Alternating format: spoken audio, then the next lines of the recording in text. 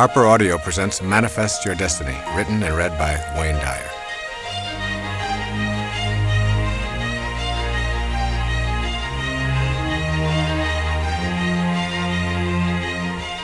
I would like to begin this program with two quotations from the New Testament, the book of John. I'd like you to keep them in mind as you listen to this entire program because they really are reflective of all of the messages that are in these 9 principles. The first is from John 10, verse 34. Is it not written in your law, I have said, you are gods? And then from John 14, verse 20, on that day you will know that I am in my Father, and you in me, and I in you. You have the power within you to attract to yourself all that you could ever want. This is the central theme of Manifest Your Destiny, which is unlike any book or program that I have ever previously produced. I have chosen to write and talk about manifesting because I've been drawn to it, rather than because it is the next logical step in the progression of books and programs that I have produced over the past 2 decades. As I began writing, I felt a kind of humility, along with a feeling of arrogance. These feelings created questions such as, who am I to write about this capacity to manifest? Isn't this territory reserved for divine beings? What gives me the authority to tell others about an ability that is unique to the gods? These questions swirled around inside of me, and I was motivated by more self-doubt than I like to acknowledge. And then I did what I have encouraged my readers to do in my most recent book, Your Sacred Self. I banished all my doubts, and I began listening to the inner voices that kept telling me I would receive the guidance I needed, and that I would not be alone in this project. In other words, I surrendered and went deep within in my meditations and allowed myself to release all fear and doubt, and simply to trust. It was at this time, as I was considering writing these principles and producing this program, even though I had no clear idea what they were precisely, nor in what order they should be presented, that I received a message from a teacher named Guruji, to whom this book is dedicated. Sri Guruji instructed me to listen to a tape on the power of manifesting and to practice in my own life what I was being taught, and then to present this manifesting technique to the world. I began to practice the manifestation principles in my daily meditations, just as they are presented in this book and in this program. I experienced astonishing results almost immediately. A few months later, I produced a compact disc and a cassette tape titled Meditations for Manifesting, and thousands of people began to use these principles and practice the manifesting meditation techniques. The results have been mind-shattering. I've heard stories of manifesting job promotions, having a baby, which was supposedly an impossibility, selling a home that had been on the market for years without potential buyers, and other stories of prosperity and healing that border on being miracles. I know that these principles work. Their miraculous power is not based on a belief, it is a knowing. I know that we have a divine power that has gone untapped primarily because of our conditioning. I know that you can begin to manifest for yourself virtually anything that you're capable of conceiving if you practice these 9 principles studiously. Make an effort to listen to these principles and begin to apply them in your daily life without judging them based on what you have been conditioned to believe about yourself as a person who is, quote, only human, unquote, and therefore limited. What you desire is of central importance, though you may never before have even thought of desire and higher spiritual awareness as compatible concepts. Yet the process of creating begins first with a desire. Your desires, cultivated as seeds of potential on the path of spiritual awareness, can blossom in the form of the freedom to have these desires in peace and harmony with your world. Giving yourself permission to explore this path is allowing yourself the freedom to use your mind to create the precise material world that matches your inner world. That inner world is the catalyst for determining your physical world experiences. You will have to abandon the idea that you are powerless over the circumstances of your life. You will need to shift out of the group mentality that says you are incapable of manifesting. Examine the pressures and beliefs which reflect the thinking of your immediate family, your extended family, your community, your religious groupings, your ethnic grouping, your educational business groupings, or any of a multitude of specialized units of people. Determine the areas of your life that are jammed up with the teachings of those mindsets, causing your personal evolution to be slowed down because what you truly desire or believe is not getting any energy from your unique individuality. As you unplug your circuits from those external forces, you will see the speed of your evolvement increase drastically. If you hear a voice behind your eyeballs that says, "Move forward," You no longer wait for everyone else to make a move forward before you take your first step. When you cultivate the inner conviction to manifest from the world of the unseen into the material world, you understand that there is a universal God force that is in all things in the universe. There's not a separate God for each individual, each plant, each animal, each mineral. They are all one. The same God force that is within you and causes you to think and breathe is simultaneously in everyone and everything else as well. There is no place that it is not. Consequently, that which you perceive to be missing from your life also contains the same God force or universal intelligence that is within you. Manifesting then becomes doing nothing more than bringing into form a new aspect of yourself. You are not creating something from nothing. You're learning to align yourself with an aspect of your being that your senses have not known they could activate. You and that which you want to manifest into your life are one. As I wrote this book, I had the most peaceful experience of writing that I've ever enjoyed. What you are listening to right now is the result of these 9 principles. The key word I kept in mind as I wrote and allowed these principles to manifest through me was the word tight. That means to me no extraneous verbiage, no case studies, and a minimum of quotations. Each principle is explained in as straightforward a manner as I know how. Each came directly from my heart and not from my head. When I felt I had said what was needed to be said, and when I had provided specific suggestions for implementing the principles, I simply stopped. You are listening to the tightest handbook I know how to devise to teach the fundamental principles for spiritual manifestation. My internal knowing is that when you practice these 9 principles, you will be given guidance. You will not be alone on this journey, and you will see your desires manifest as your destiny in your daily life. Finally, you will know that your job is to say yes rather than how. I'm sending you all green lights. The first principle is called becoming aware of your highest self. Within you is a divine capacity to manifest and attract all that you need or desire. This is such a powerful statement that I suggest you listen to it over and over again and savor it before you begin this journey. Remember, within you is a divine capacity to manifest and attract all that you need or desire. Most of what we are taught to believe about our reality conflicts with this statement. I have a divine ability to manifest and attract what I need or desire. Becoming aware of your highest self does not happen through physical effort, nor can one rely solely upon supernatural techniques. What is essential is that you learn that you are both a physical body in a material world and a non-physical being who can gain access to a higher level. That higher level is within you and is reached through the stages of adult development. I present these stages with some degree of expertise because I've spent many years in each of them. They have been stepping stones to my awareness of my higher self. Each stage involved experiences that permitted me to move ahead in my thinking and my awareness. There are 4 stages of adult development. The first is called the athlete. The word athlete is intended as a description of the time in our adult lives when our primary identification is with our physical body and how it functions in our everyday world. This is the time when life seems impossible without a mirror and a steady stream of approval to make us feel secure. The stage of the athlete is the time in our adult development when we are almost completely identified with our performance, attractiveness, and achievements. Obviously, it is healthy to take good care of your body by treating it kindly and exercising and nourishing it in the best way your circumstances allow. Having pride in your physical appearance and enjoying compliments does not mean you are body fixated. However, if your daily activities revolve around a predetermined standard of performance and appearance, you are in the stage that I am calling here the athlete.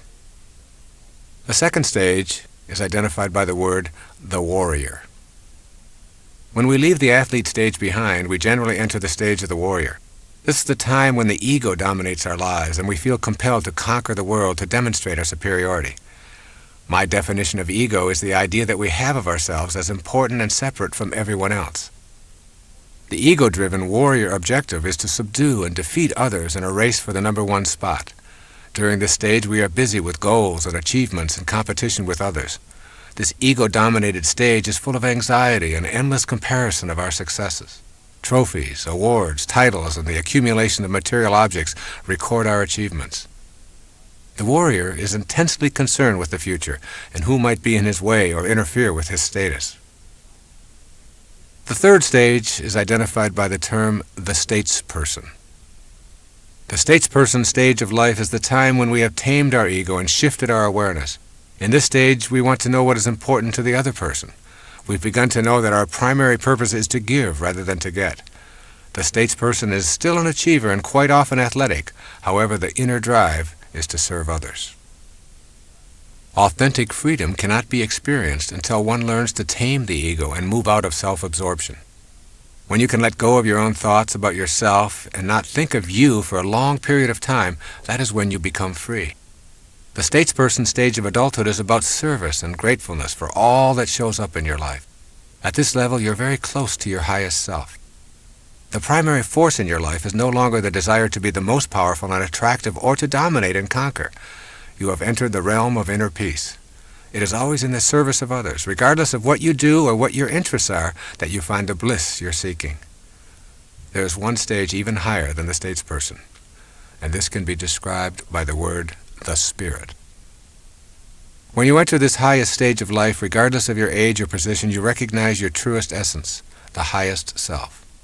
When you know your highest self, you're on the way to becoming a co-creator of your entire world, learning to manage the circumstances of your life and participating with assurance in the act of creation. You become literally a manifester. The spirit stage of life is characterized by an awareness that this place called Earth is not your home. You know that you're not an athlete, a warrior, or even a statesperson, but that you are an infinite, limitless, immortal, universal, and eternal energy temporarily residing in a body. You know that nothing dies and that everything is an energy that is constantly changing. This inner infinite energy is not just in you, it is in all things and all people who are alive now and have ever lived.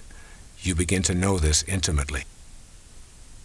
When you reach this level, you're in the space I think of as being in this world, but not of this world.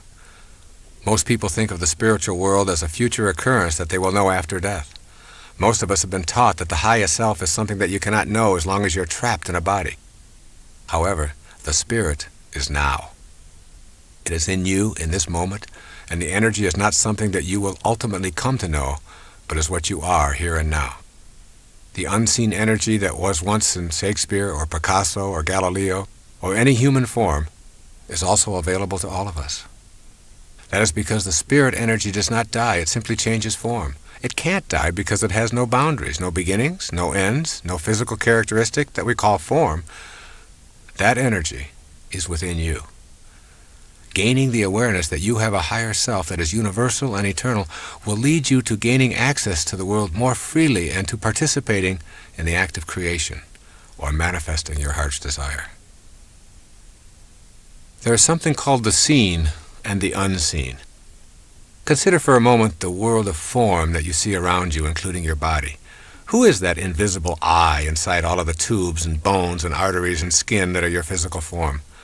To know yourself authentically, you must understand that everything that you notice around you was and is caused by something in the world of the unseen.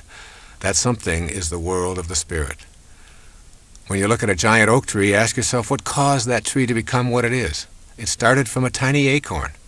Your logical, rational mind says that there must be something resembling treeness within that acorn. But when you open the acorn, you find nothing resembling a tree. All you find is a mass of brown stuff.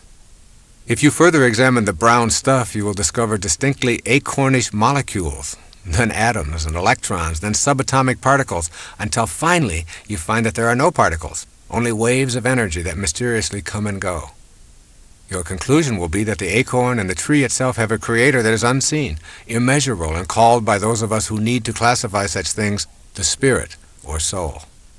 This unseen world that is the source of the world of the seen is also the cause of you. In the beginning is energy, energy that has no dimensions, energy that is not in the visible world. This is our original self. It is potentiality, not an object, a future pull, if you will. It is this world of the unseen that I would like you to consider as you listen to these words. Look around you now at the world of form. Then look within and realize that the world began in the unseen dimension. Then make the big leap to the awareness that you are both of these worlds simultaneously. You are not separate from the world of the unseen any more than you could be separate from the world of the seen. You are a combination of both at all moments of your life. The problem that faces most of us in becoming manifestors and learning to manage the circumstances of our lives is that we have forfeited our ability to oscillate between the world of form and that unseen world. Have you been taught that the Creator is something outside yourself?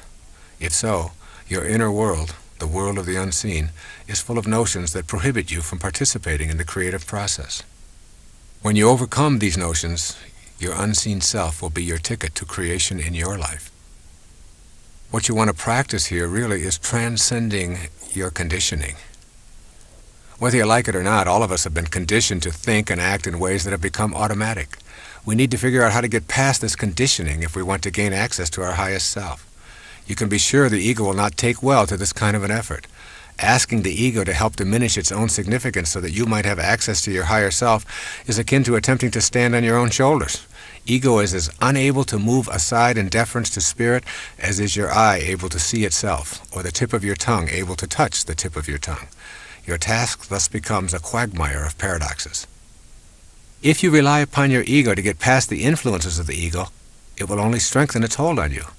You must figure out how to emancipate consciousness from the limitations of your mind and your body. In the ego state, you generally experience yourself as a separate entity. To move past this conditioning, you want to begin to see yourself as humanity rather than as a separate form in a body. Very simply put, if you feel that you are disconnected from the rest of humanity and truly a separate entity needing to prove yourself and compete with others, you will be unable to manifest your heart's desire. If you are able to see yourself as a part of what you desire, you will have transcended the conditioning of your ego and of all the other egos who have contributed to this process in your life. Here are a few of the conditioned thoughts that keep your ego in charge of your life and prevent you from materializing what you desire and what desires you. The first is called, I am not in charge of my life. That force is outside me. You can change this perception. Turn your attention away from the ego-dominated thoughts about the circumstances of your life to the present moment. By consciously noticing your breath, the sounds, textures, smells, and scenes that the life force is experiencing through you. A second conditioned thought says, people cannot manifest. It is all a function of the cosmic throw of the dice. It's all just luck. Well, blaming luck or some external invisible force that controls the universe is a habit of conditioning that leads to disempowerment and ultimately to defeat. You are the universe. It is not something outside you. You are that force which is in everything, even the things that have previously failed to show up in your life. Remember, as you think, so shall you be. If you think you can't, you're right, and that is precisely what you will see showing up in your life. A third conditioned response, or thought. I have tried before and it's never worked for me. Here, the conditioned response is believing that once having tried and failed, further efforts will yield the same results. Let go of your obsession with the past and with trying, and instead remain relaxed and casual in the moment. Your past is an illusion. It is the trail that is left behind you, and a trail behind you cannot drive you today, regardless of what you choose to believe. All you have is now, and you have never tried anything. A fourth conditioned thought. Only highly evolved beings can manifest. Here again, this is the ego saying that you are separate and distinct from your spiritual teachers and others who live at the highest levels.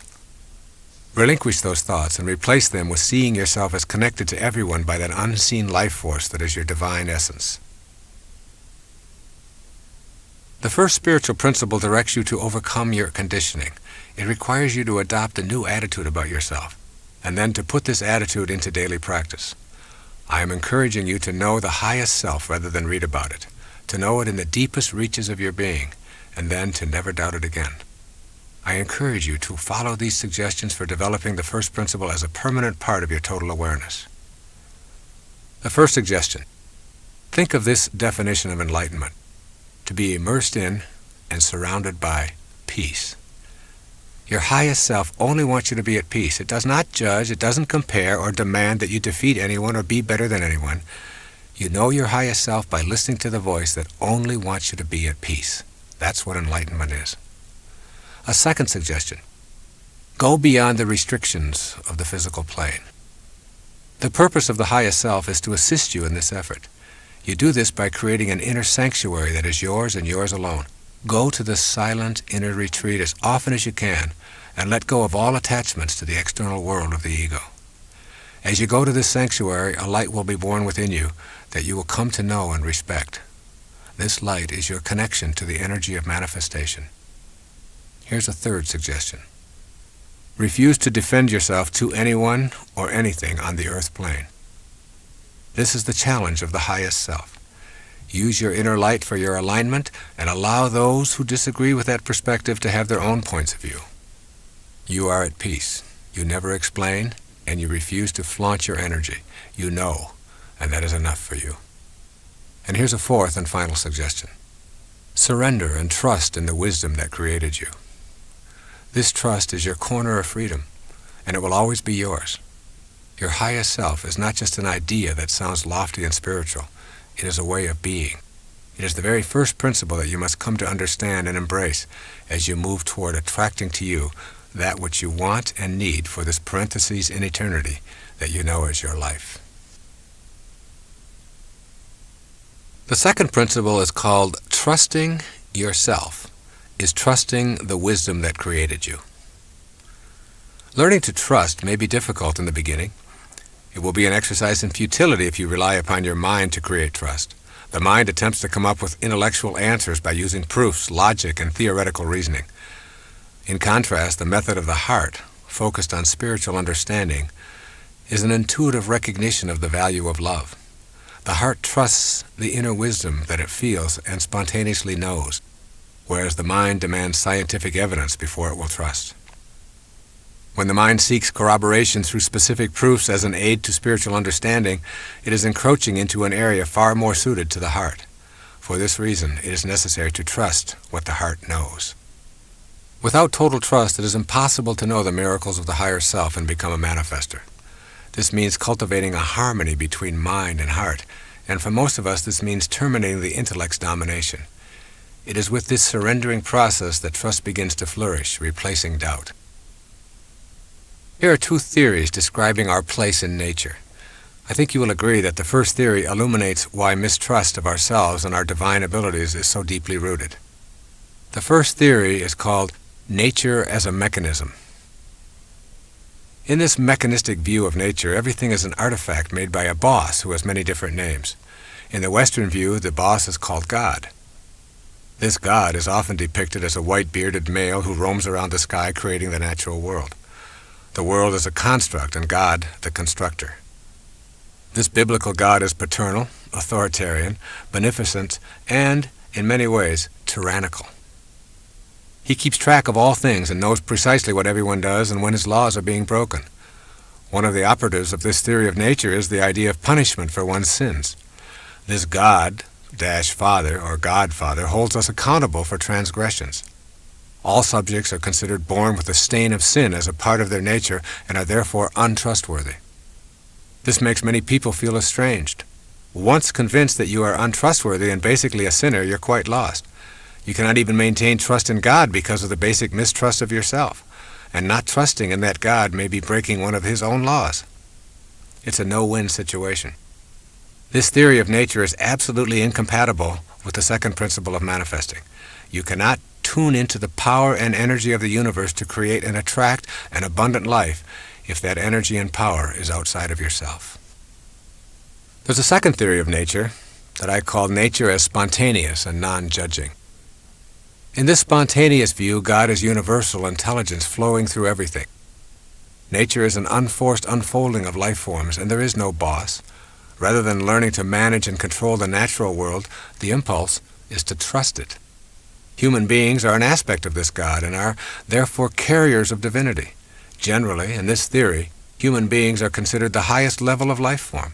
Trusting this most evolved natural human includes trusting the paradox of behavior described as good and bad, selfish and unselfish, or greedy and generous, in the same manner as we respect other life forms by trusting their processes. This second principle directs us to develop an inner knowing so that the natural process of what desires us is what we desire.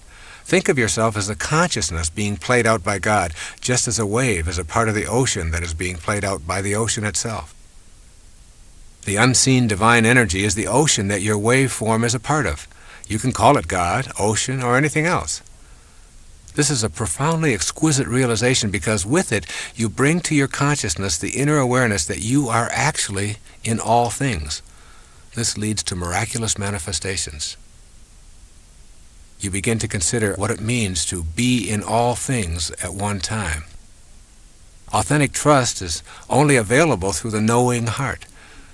When you enter this trusting space, everything will come to you that belongs to you because you've created the inner capacity to receive it. The irony is that what you wish to receive is a part of you. This can be a troublesome concept to grasp because of the ego's attachment to being separate and special. Nothing in your rational mind could convince you that water is made of 2 parts hydrogen and 1 part oxygen. It appears to be a fluid that flows and has nothing to do with gases. But when we subject water to scrutiny, its constituent elements become manifest. And so it is with the idea of being in all things at once. If you truly trust in this notion, you realize that everything that you perceive as missing in your life is a part of the same energy that you are. Manifesting becomes the art of bringing to yourself that which is already you. I have deliberately chosen not to use many quotations in this program. But I want to emphasize that every spiritual master and all of the saints and teachers and gurus or priests throughout history have espoused similar advice. This perennial philosophy connects all humanity from tribal and ancient to civilized and present times. It is the message that God is within and outside every living thing, and that there is a world we are a part of that is not subject to the changing world of time and space that we presently are a part of. Since it is everywhere, it is not only within you, it is you. The meaning of this is that God is not to be found so much as discovered within yourself. The statement, "Thou art the path," is more than an ecclesiastical admonition. It is a statement of your reality. And then you must consider prayer and what it means to understand this concept of trust. In the matter of prayer, it seems that we often view God as a gigantic vending machine in the sky who's going to grant us our wishes when we put in the proper tokens in the form of prayers. We expect to insert prayers, then pull on the knob and hope that God will dispense the goodies. The God vending machine becomes the object of our veneration. We tell the machine how good it is and how much we worship it and expect it to be good to us in return. The basic premise here is that God is outside us, and therefore what we need and want is also outside of us. If we believe that we are separate from God, the vending machine approach to prayer reinforces and deepens that belief. I prefer to promote the idea of prayer in its essence as a communion with God. What we seek in prayer is the experience of coexisting with God. Prayer is our communication of readiness for the desires of this sacred energy to manifest through our human form. Therefore, the true experience of God does not change or alter God, but it changes us. It heals our sense of separation. If we are not changed by prayer, we have denied ourselves the opportunity to know the wisdom that created us. The search for happiness outside ourselves rekindles the idea that we are not whole and relegates prayer to the status of a plea to a boss God. We are then asking for favors rather than seeking a manifestation of our invisible, inspired self. Prayer at the spiritual level I'm talking about is not asking for something any more than the attempt to become a manifester is asking for something to show up in your life. What I call authentic prayer is inviting divine desire to express itself through myself. It expresses my experience of oneness with the divine energy. This may sound like a radical or even blasphemous notion, but is the source of all spiritual traditions. Here's a few examples. In Christianity, they say, the kingdom of heaven is within you. In Islam, they say, those who know themselves know their God. In Buddhism, they say, look within, you are the Buddha. In Vedanta, they say, Atman, or individual consciousness, and Brahman, universal consciousness, are one. Yoga says God dwells within you as you. Confucianism, heaven, earth, and human are of one body. And in the Upanishads, the ancient texts of the Hindus, by understanding the self, all this universe is known. Overcoming your conditioning in this area is crucially important. Replace thoughts about your experiences with the experience of prayer. For instance, praying in this sense can be a sentence such as, "Sacredness, guide me now," or "Sacred love, flow through me now," silently reciting instead of thinking thoughts. Prayer in this form is tilling and clearing the inner self of ego chatter so that what you desire and what desires you can grow. My own personal practice of prayer is participating in a communion with God wherein I see God within me and ask for the strength and the inner awareness to handle whatever confronts me. I keep reminding myself that heaven on earth is a choice I must make, not a place I must find. Trust, then, is the cornerstone of my praying, and with it comes the peace that is the essence of manifesting. And this idea of peace really becomes the result of this trust. You may recall that earlier I defined enlightenment as being immersed in and surrounded by peace. The more you trust in the wisdom that creates all, the more you will be trusting in yourself. The result of trusting is that an enormous sense of peace becomes available to you.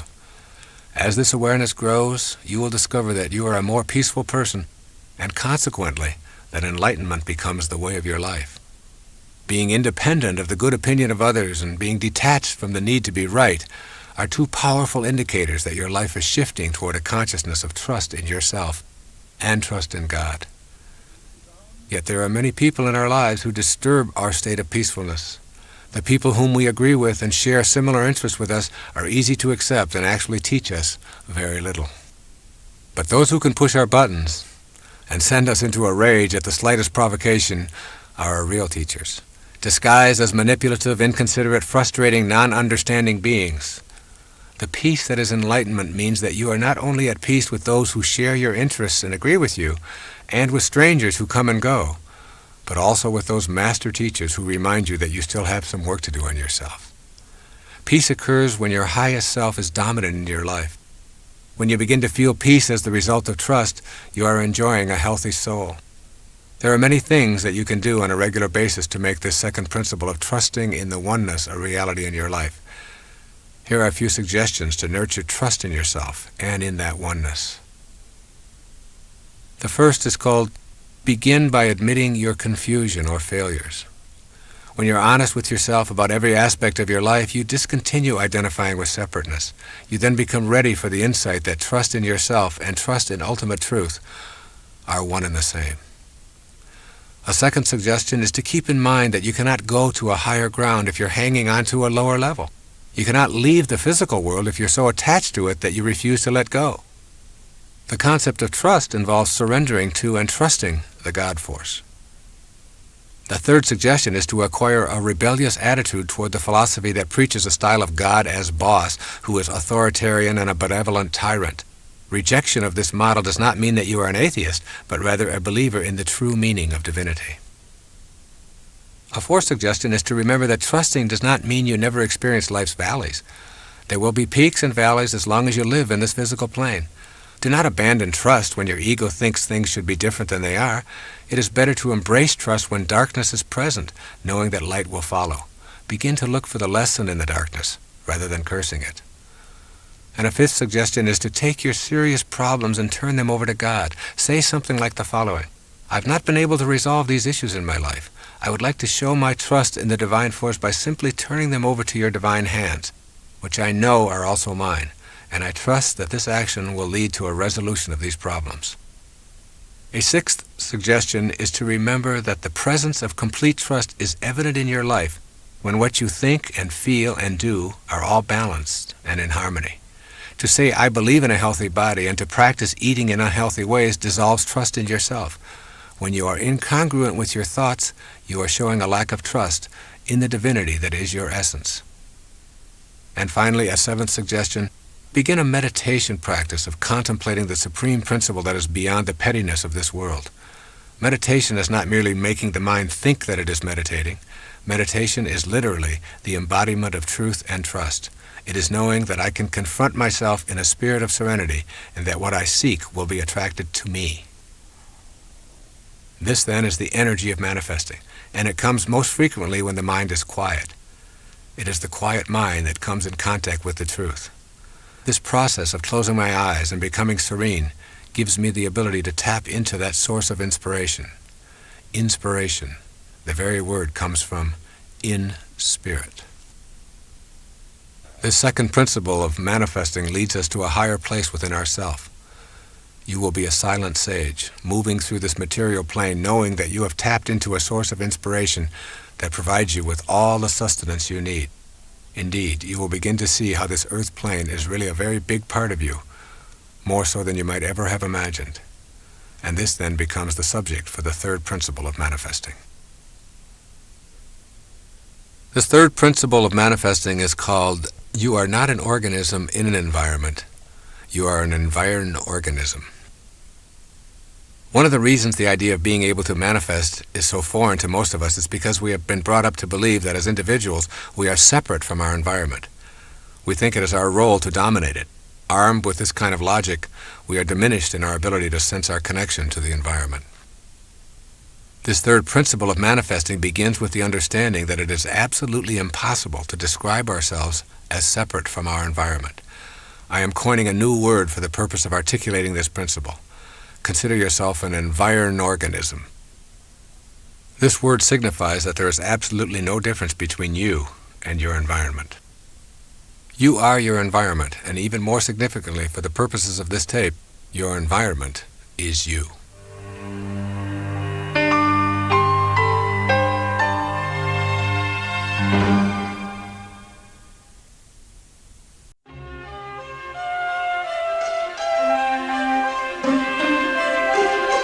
Think about your own nature as an environ-organism.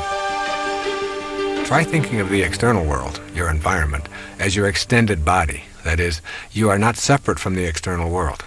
In this concept, it is impossible to describe yourself without including your surroundings.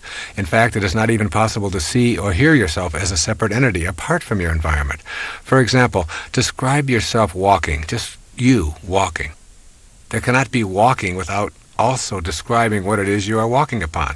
Without the floor or the ground, there would only be your legs moving back and forth, and of course that's not walking. Your experience of walking also includes the air you are breathing, the gravity that keeps you from floating off into space, the pebbles or carpet or sand or cement that you walk upon. And I invite you to shift your awareness away from yourself as an organism in the environment to yourself as an extension of your environment and always inseparable from it. This means that you have to think of yourself as an individual and as an environment simultaneously.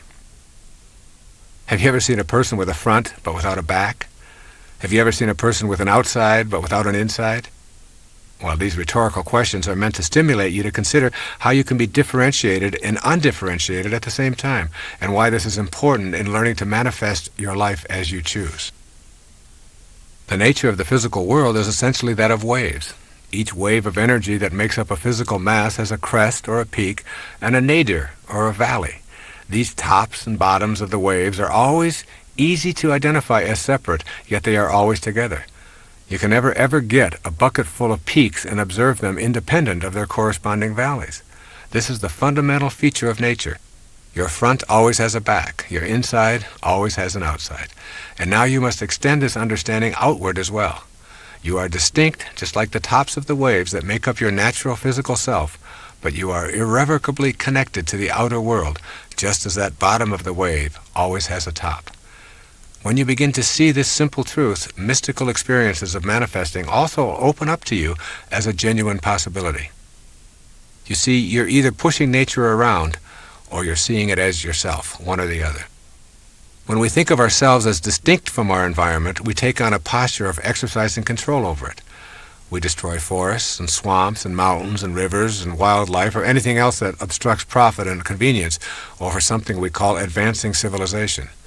We defend these activities without understanding that we are also destroying ourselves. As we have seen, we cannot be described independent of our environment any more than our outside can be described without our inside. When we can respect that which appears to be external to us, we will build to live in harmony with, rather than in control over, our environment. In our personal lives, recognizing nature as ourselves opens up an entirely new world of manifestation. Your new faith will no longer permit you to see anything as separate. The separateness will always be there, just as the peak of the wave is separate from the trough. But they remain inseparable, even while separate. You will have fused the dichotomy that prevents you from putting this connective energy to work. You will begin to view yourself as an organic part of this world, rather than as a separate entity in this world. And then you'll see yourself as an organic part of this world. There's a popular belief that we come into this world. Thus, we are continuously embracing the idea that who we are and where we come from are two different worlds. The essence of the third spiritual principle for manifesting your destiny is that there is no separation, and rather than coming into this world as a construction project, you actually grow out of it. You are a result of what the universe is doing on a conscious level, just as a wave is what the ocean is doing, and a plum is what the plum tree is doing. The intelligence that is you, unseen as it may be, is you in every stage of your creation and life experience, and it is also the same in every other person, as well as in all things in our physical world. Notice that everyone breathes the same air, walks on the same ground, and thinks as an organism just like you. You are indeed connected to all of these beings. It is not an accident that someone living in a distant country with different outward physical characteristics and a separate language could die and donate their liver or kidney or cornea to you, and it would accommodate the life force flowing in you. A profoundly important Native American saying is, "No tree has branches so foolish as to fight among themselves." Imagine the result of such behavior by the tree. The tree and all of its parts would die from such an absurdity. Yet that is precisely what we do when we see ourselves as divided from all of the other people who are being peopled from the same divine intelligence. When you know that you grow out of this world just as an apple does from an apple tree, then you identify with the spiritual essence. It is in identification with this inner essence that you make your connection to everything else. And it is with this connection that you begin to attract your desires to your physical world. I want you to gain a clear sense of how you are actually growing out of this world. You are not a momentary flash of embodied consciousness between two eternal blacknesses. You are an essence that is eternally growing in this world, a world in which the spirit and the manifestation of that spirit appear to be different to the senses, and indeed they are, but they are also connected. This awareness is crucial as you proceed along the manifesting path. That power is in you, but it's not yours alone. The power and the magic of this world cannot be reserved for the exclusive use of anyone, including you. It is available at all times. However, it does not belong to anyone. What you are doing as an environed organism is making contact with an energy that is beyond the dualism of the earth plane, and yet is connected to it at the same time, separate but distinct. You are a holistic being with both non-dualistic energy and the energy of the physical plane at your disposal. As a holistic being, you shatter the illusion of your separateness and reveal your connection to everything. This empowers you in a way that the ego-driven self could never contemplate. One of the ways to understand this is to see yourself as a hologram. A hologram is a three-dimensional photographic image obtained with laser beams.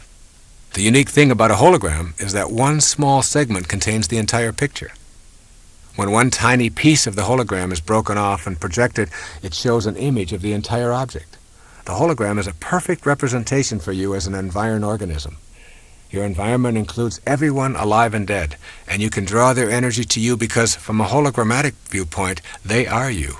You are one little physical image that reflects all of humanity when projected spiritually upon the cosmic screen. Each and every one of us is the whole of humanity. You cannot escape this conclusion. Human beings are the same everywhere. We share the emotions of fear, love, hate, and jealousy. We also share our life-giving blood, intermingling it for the survival of those who need it, and we have the same internal organs and thoughts. When you perceive yourself in the hologram that is humanity, you connect on an energy level to everyone else in your environment. An environed organism most truly is a reflection of it all, and this energy that you share is shared by all. This awareness gives you the option to tap into this universal energy anywhere, at any time, by metaphorically projecting yourself to reflect the whole. When you can do this without doubt or reservation, you can literally see how your inner thoughts and desires are not only within you, but are within the whole of humanity, which is abundantly boundless. As an environed organism, you are a single individual who is only a part of the picture at the same time that you contain the whole panorama. Moreover, the content of your consciousness is also hologrammatic in nature. Consciousness is the mental condition of being aware. The power of your thoughts in this hologrammatic view can be projected in such a way as to connect to all of humanity. Your thoughts are literally connected to the thoughts of everyone else, as are your emotions, your desires, your total inner world. You can learn to use this connection to nurture your own divinity, and therefore, by definition, the divinity of all of humanity. The nature of a hologram and the nature of you as an environed organism are one and the same. The Bhagavad Gita, the holy book of the Hindus, summarizes the point of view as profoundly as I've ever heard. Listen to these words. He who sees that the Lord of all is ever the same in all that is, immortal in the field of mortality, he sees the truth. And when a man sees that the God in himself is the same God in all that is, he hurts not himself by hurting others. Then he goes, indeed, to the highest path. The key phrase in this profound passage is, in all that is. This includes you and me and everything that is. It is you. You are not separate from it. Here are a few suggestions for beginning to implement this principle, this third principle of manifesting, which says that you are not separate from your environment.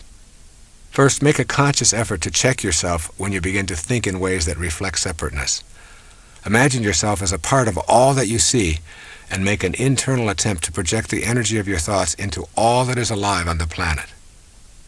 This inner practice will help you to embrace the concept of you as an environed organism rather than an organism in an environment.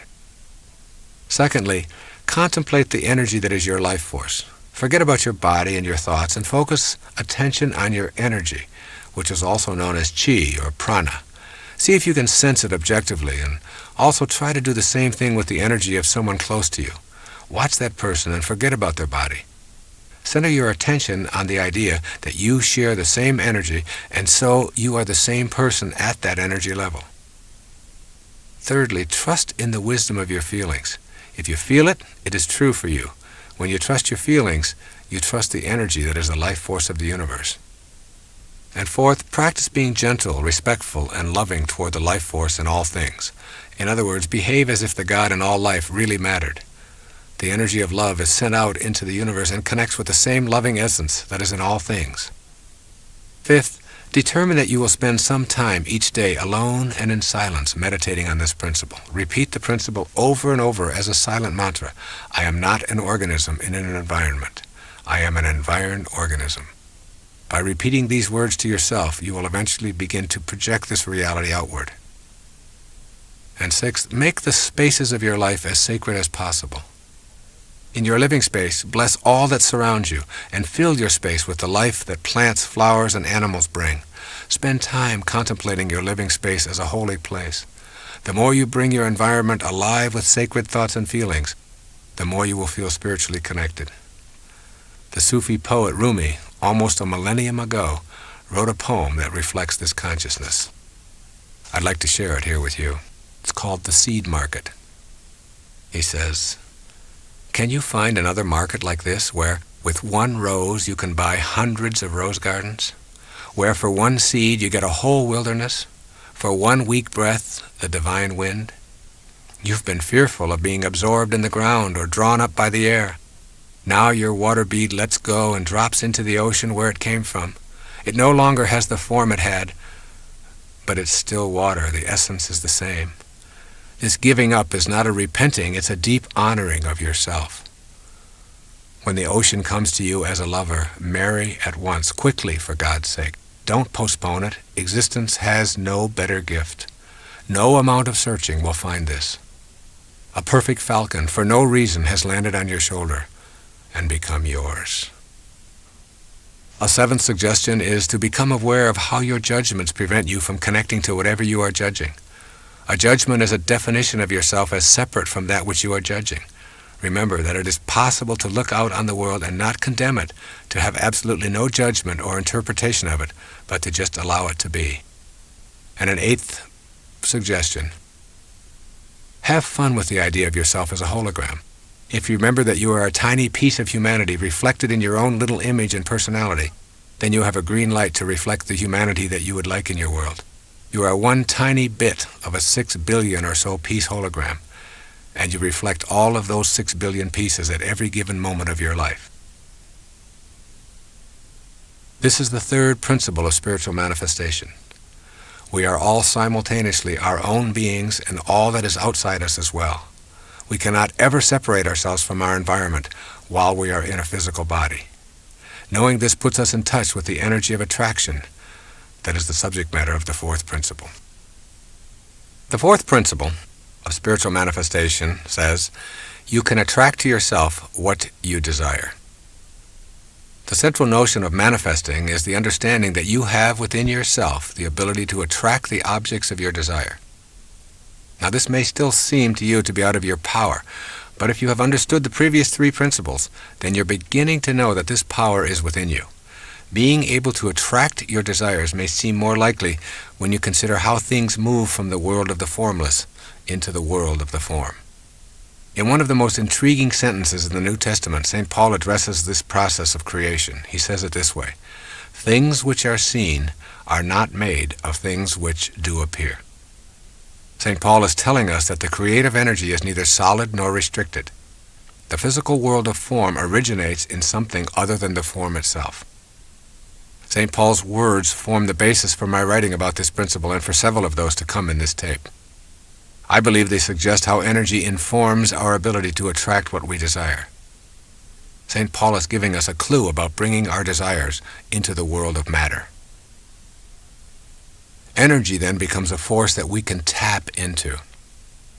In a film about his boyhood, Albert Einstein describes picking up a compass and watching it in fascination as the needle moved when he changed direction. He said that he became obsessed with understanding the invisible force that moved the compass needle. Where was the force located? Who controlled it? Why did it always work? Like magnetism, there is a force that has many characteristics that are quite impossible to detect with our physical senses. We call this force energy. Energy is in all things in our universe and has an impact upon objects around it with something that we describe as the power of attraction. In magnetic fields, we can easily see it at work, yet we're unable to detect the formless energy with our sensory apparatus. The force is there, attracting and repelling, and it is everywhere on our planet. If it is everywhere, then it is also within us. It seems unlikely that our senses will inform us any better than they help us comprehend how a magnetic pole works. We can see the results, but the force itself is always elusive and in motion. The essence of this fourth principle of manifesting is that we can utilize this energy because we are this energy. We can use this universal energy to bring to us objects of our desire because the same energy that is in what we desire is also in us, and vice versa. It is simply a matter of alignment and will that allows us to tap into this force. Bringing things into the physical world is a process that we call creation. What we create involves the use of the same power that is in all that is created. It is only a matter of degree. There's absolutely no difference in the power that brings something from the world of waves into the world of particles and the power that brings your thoughts or mental pictures into form. I encourage you to listen to this again and again and commit it to memory. The world of spirit from which all matter derives and the world of matter comprise one harmonious whole. They are separate but always together, just like the peak of the wave and its base, separate but forming an inseparable whole. Think of manifesting as nothing more than transforming waves of possibility into particles of reality. The transforming process requires energy. This energy is invisible but is always in everything, including us. Your mental pictures are related to this power of attraction. There is a power within you that allows you to form a thought or a picture. This mental picturing power is the energy of attraction that is in all creative processes. It is different in degree, but nevertheless identical with the power of attraction. This power is the very substance of life. You can't see, touch, or hear this power, but it is within you. In using this power, you are not in any way attempting to change or interfere with the laws of nature. You are fulfilling the laws. This undifferentiated power is the basis for the mysterious attraction that draws your desires to you. Think of yourself as a way that God has of particularizing. Then see your ability to formulate mental pictures as the divine creative power energizing through you. Can you see that the same creative energy that particularizes as yourself is what you use to manifest your desires? This power thrives on happiness, love, joy, contentment, and peace. The more blissful and loving you are, the more the divine spirit particularizes within you and the more godlike you become. It is through your thoughts, or how you use your power to create a thought, that all creative energy is attracted to you. If your mental pictures are of being surrounded by things and conditions that you desire, and they are rooted in joy and faith, your creative thoughts will attract these surroundings and conditions into your life. The power to even have a thought is a divine power. With this recognition of its sacredness, you form a vision or a mental picture. Finally, you hold it lovingly in place with the inner knowledge that the God force that brought everything in the universe into existence also created you.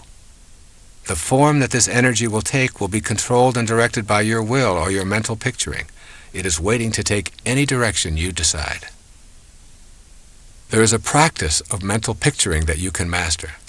The most important thing to remember as you practice mental picturing for the purposes of manifesting your desires is that humans never create anything. Our function is not to create, but to attract, combine, and distribute what already exists. Creations are really new combinations of already existing materials.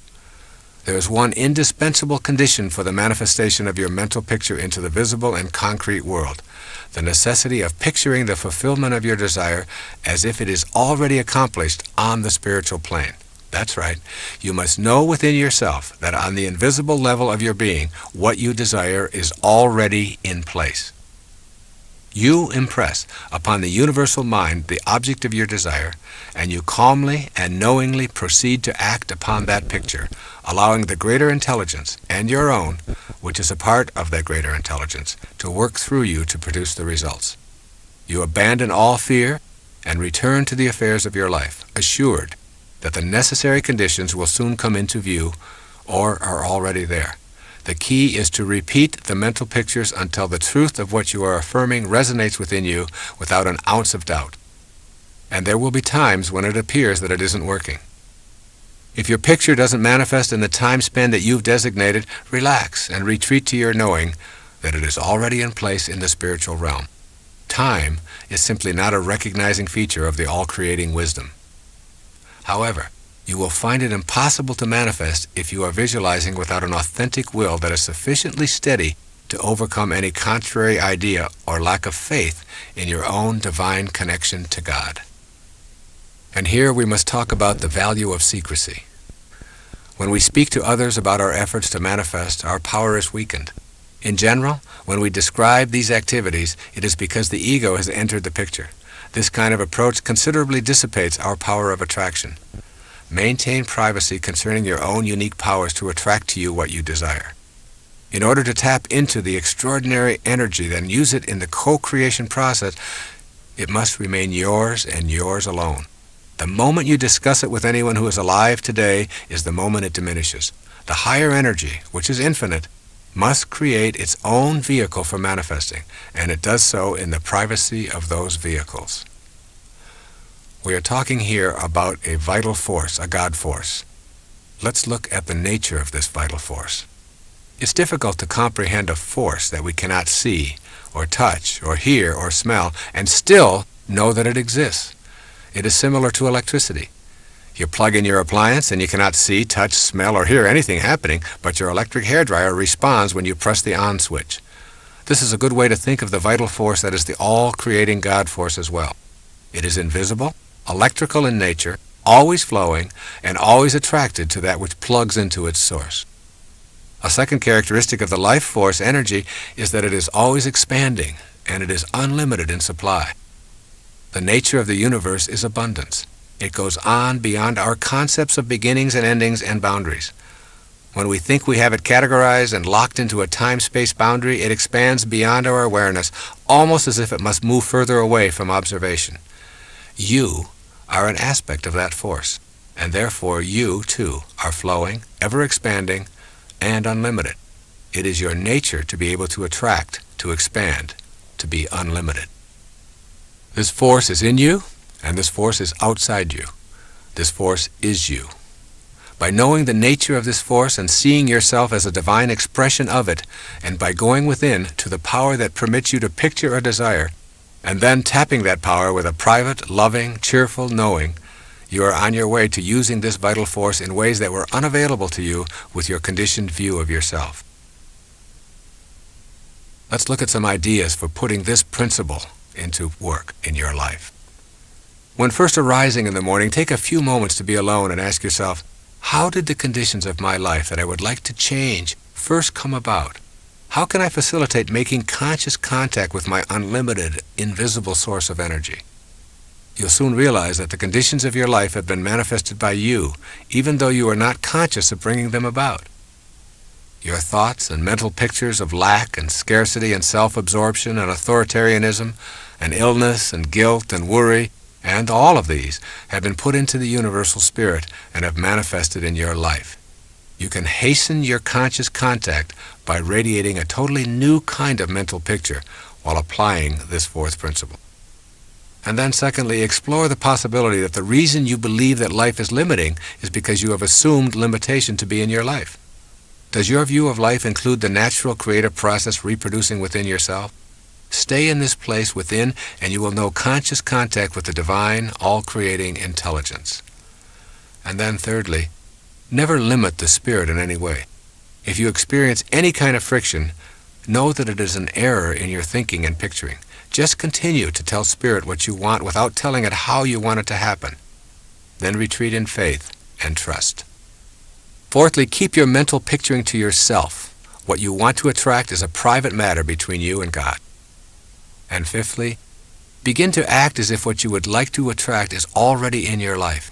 If you want to create healing, formulate the picture, radiate out that energy to connect with the all-creating energy, be cheerful and trusting in your knowing, share it with no one, and then begin acting in a new, healthy manner. If you want to materialize more prosperity, then start the process of thinking abundantly and acting that way also, giving thanks for all that has manifested into your life. And sixth, I recommend that you browse through Walt Whitman's Leaves of Grass daily. Here's a portion that speaks of our oneness with the divine energy. Listen to Walt Whitman.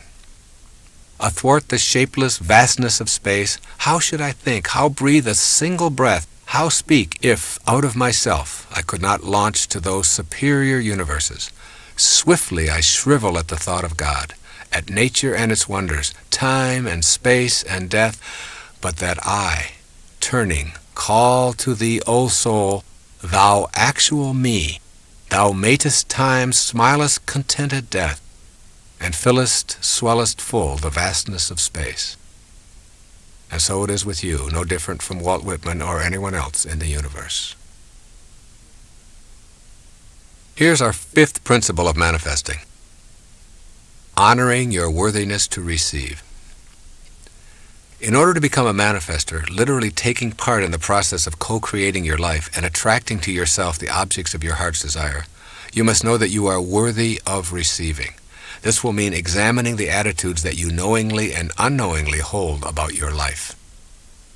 Your thoughts, which are the architects of the foundation of your material world, are what you want to examine. You can remind yourself all day long that the same power that brought anything into the physical world also brought you. But if you do not feel worthy, you will disrupt the natural flow of energy into your life and create a blockage that makes manifestation impossible. The fifth principle reminds you that you are worthy of abundance. If your thoughts are based on an image of unworthiness for any reason at all, you will manifest what those thoughts impart to the universal mind. The energy described in the fourth principle will align with what it is that you radiate. As a man thinks, so is he, are not just empty words. Thinking that abundance is incompatible with spirituality is a myth that influences many of us and is the largest impediment there is to feeling worthy. What do we mean when we use this word selfish? The myth that abundance and spirituality are incompatible is fueled by thoughts that it is selfish and improper to visualize and desire material things. Let's examine this attitude and determine if you have been influenced into believing it to be your truth. Take a look around your world and notice the abundance and endlessness of our universe. It goes on and on beyond our ability to imagine its vastness. This abundance flows from the same energy that comprises our fundamental essence.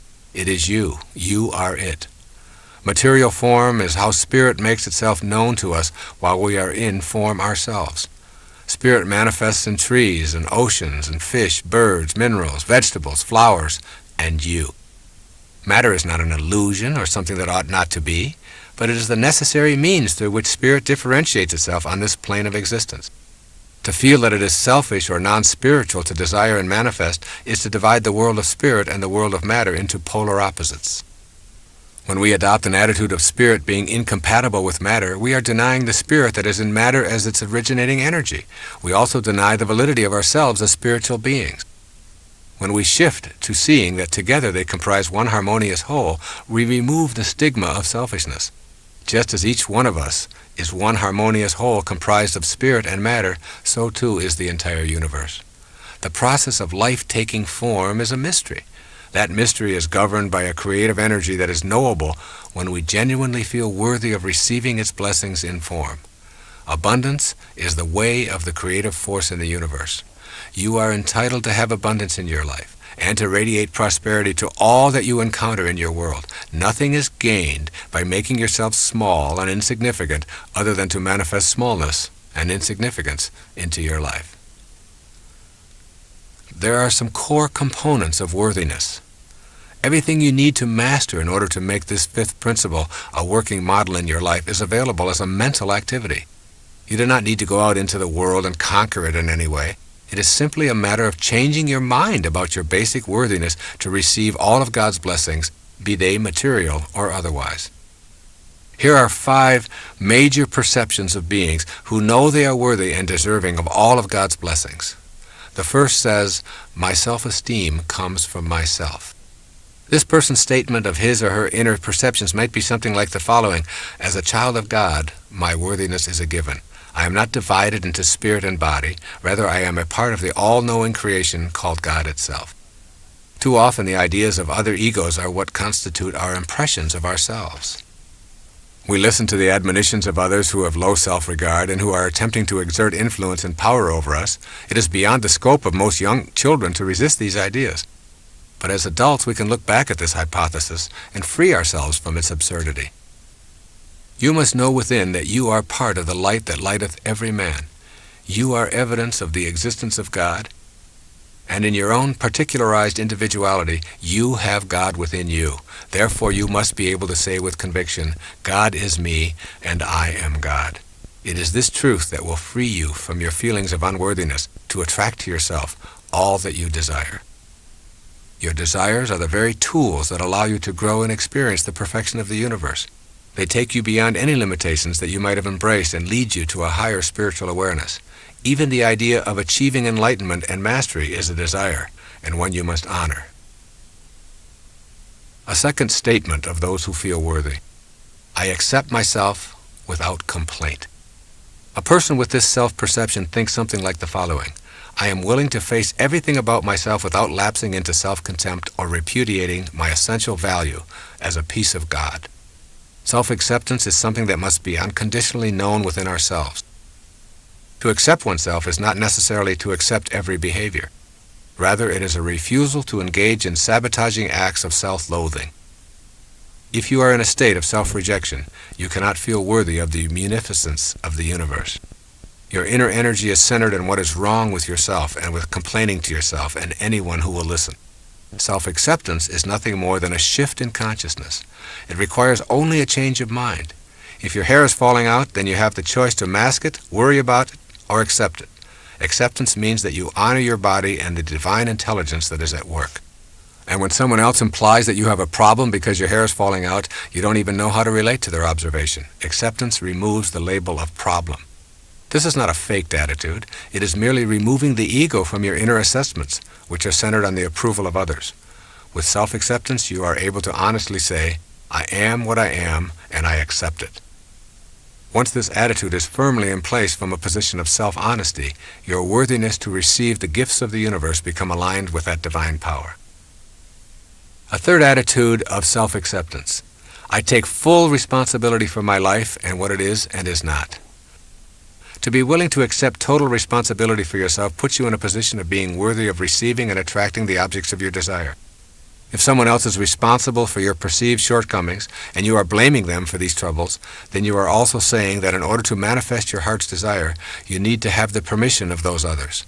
This act of abdicating responsibility destroys your ability to empower yourself to higher levels of awareness. I come from the position that there are absolutely no accidents and that everything that occurs in my life has a lesson attached to it and that I brought it into my life. Thus, if I'm having a negative thought and at the same moment I bump my head on a cupboard door, I say, "What was I thinking at that moment?" And I take full responsibility for correcting those negative thoughts and for the bump that reminded me to correct that kind of thinking. This little game serves me in the sense of taking full responsibility for my life and eradicating the inclination to blame other people or circumstances. I trust in this inner knowledge. I rely on seemingly coincidental happenings, and I know that I am responsible for all of it. As this sense of responsibility has grown, I find it impossible to blame anyone for anything in my life. The willingness to be responsible without complaining puts you into the natural flow of all divine energy. With an attitude of self-responsibility, you will notice that the heavens are exceedingly cooperative. A fourth attitude of self-acceptance says, I do not choose to accept guilt into my life. This mindset creates thoughts such as, I will not use up the precious currency of my life, my present moments, immobilized with guilt over what happened in the past. This statement requires you to know the difference between A, genuine regret and learning from the past, and B, remaining in a state of reproach or guilt today. Learning from one's mistakes and taking corrective action are spiritually and psychologically sound practices. You did it, you didn't like the way you felt afterwards, so you decide not to repeat the behavior. That is not guilt. Guilt is when you continue to feel immobilized and depressed. Those feelings keep you from living effectively in the present.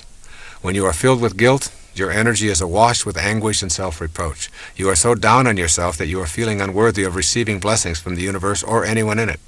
Persistent feelings of guilt will prevent you from manifesting anything worthwhile because you are attracting the very same things that you are putting out to the universe. For example, if you are chronically overweight or addicted, your internal sentence of guilt sounds something like this: I'm really going to love myself when I finally am at a normal weight. Or I will truly value myself as a worthwhile human being when I am finally over this addiction once and for all. These internal sentences need to be shifted to, I love myself while I am overweight. I am not this weight in the first place, and I refuse to think of myself in self-degrading terms regardless of the condition of my body. I am love, and I extend this love to all of me. This same kind of inner programming must take place for addictions or anything else that you feel guilty about. By removing the inclination to wallow in self-reproach, we remove the idea that by suffering in the present moment, we will redeem ourselves and can pay for our sins with guilt. Life doesn't work this way. The solution is in loving yourself and in trusting in God that your shortcomings are nothing more than lessons leading you to a new spiritual level. And finally, a fifth assessment of those who have self-acceptance.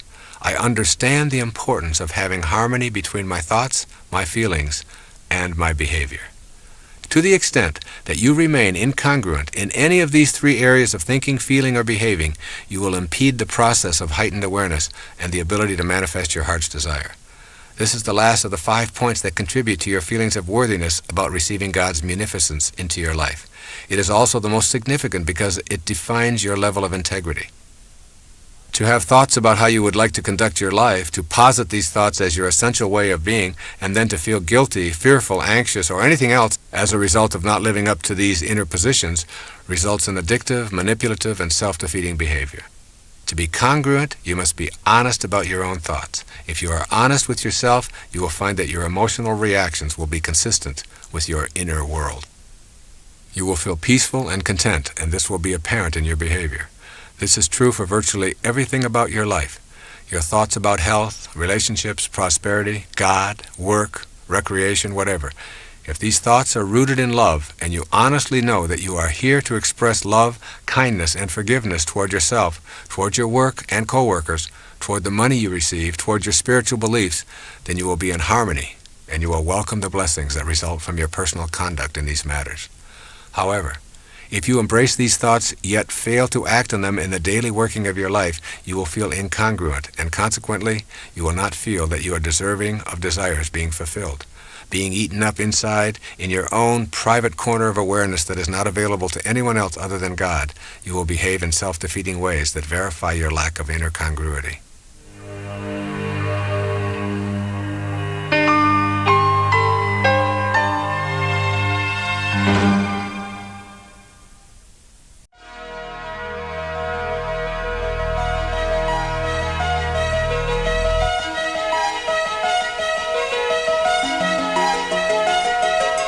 These 5 attitudes provide you with the tools for creating an inner atmosphere of worthiness.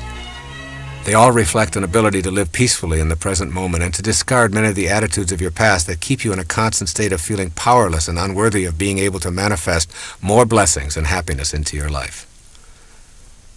And then it's necessary to begin to look at how you can unbond yourself from your past wounds. The inclination to bond to our wounds rather than move past them traps us in a constant state of feeling unworthy. A person who has experienced traumatic events in life, such as incest or abuse or sexual molestation or the death of loved ones or traumatic illnesses or accidents or family disruptions or drug addictions, can become bonded to them and replay them for attention or pity. Very often the tale of these woes is told with a sort of urgency for the listener to know how horrible the wounding was and still is. The ego uses this energy as a power play in individual and group situations to encourage discussion of one's struggle to survive the wounding. This can keep individuals from advancing spiritually and reinforce the image of themselves as unfortunate. The tendency to bond with the wounds of our lives reminds us of how unworthy we are of receiving anything that we really would like because we remain in a state of suffering. The more these painful stories are recalled and repeated, the more we are guaranteed of not attracting our desires. Notice your body when it is wounded. An open wound actually closes up quite quickly. Just imagine what it would be like if that wound remained open for a long time. It would become infected and ultimately would kill the entire organism. The closing up of a wound and allowing it to heal can work the same way in your inner world of thoughts. When you go backward and continuously relive your pain, including labeling yourself incest survivor, alcoholic, sexual abuse survivor, you do so because of your inner experiences of bitterness. This harvest of bitterness keeps you from feeling worthy. So don't lead with your injuries. Deal with them and ask family and friends to be compassionate while you are grieving or recuperating. Then ask them to kindly remind you when it has taken on the form of a predictable response. The way out of bonding to your wounds is through forgiveness. Forgiveness is the most powerful thing you can do for your physiology and your spirituality. Forgiveness means that you fill yourself with love and you radiate that love outward and refuse to hang on to the venom or hatred that was engendered by the behaviors that caused the wounds in the first place. Forgiveness is a spiritual act of love for yourself, and it sends a message to everyone, including yourself, that you are an object of love, and that is what you are going to impart. Feeling worthy is essential to being able to attract to yourself what you desire. It is simply a matter of common sense. If you don't feel that you deserve something, why would the divine energy that is in all things send it your way? Let's look at a plan for adopting and honoring your worthiness to receive and attract from the divine source. The word inspiration literally means to be infused with spirit. In spirit, if you will. Practice doing what you love and loving what you do each day. This puts you in spirit and literally provides you with the enthusiasm for being a worthy recipient of God's grace. The word enthusiasm comes from the Greek root entheos, to be filled with God. Then make every effort to remove internal habits of pessimism, negativity, judgment, complaints, gossip, cynicism, resentment, and fault-finding from your vocabulary and your inner dialogue.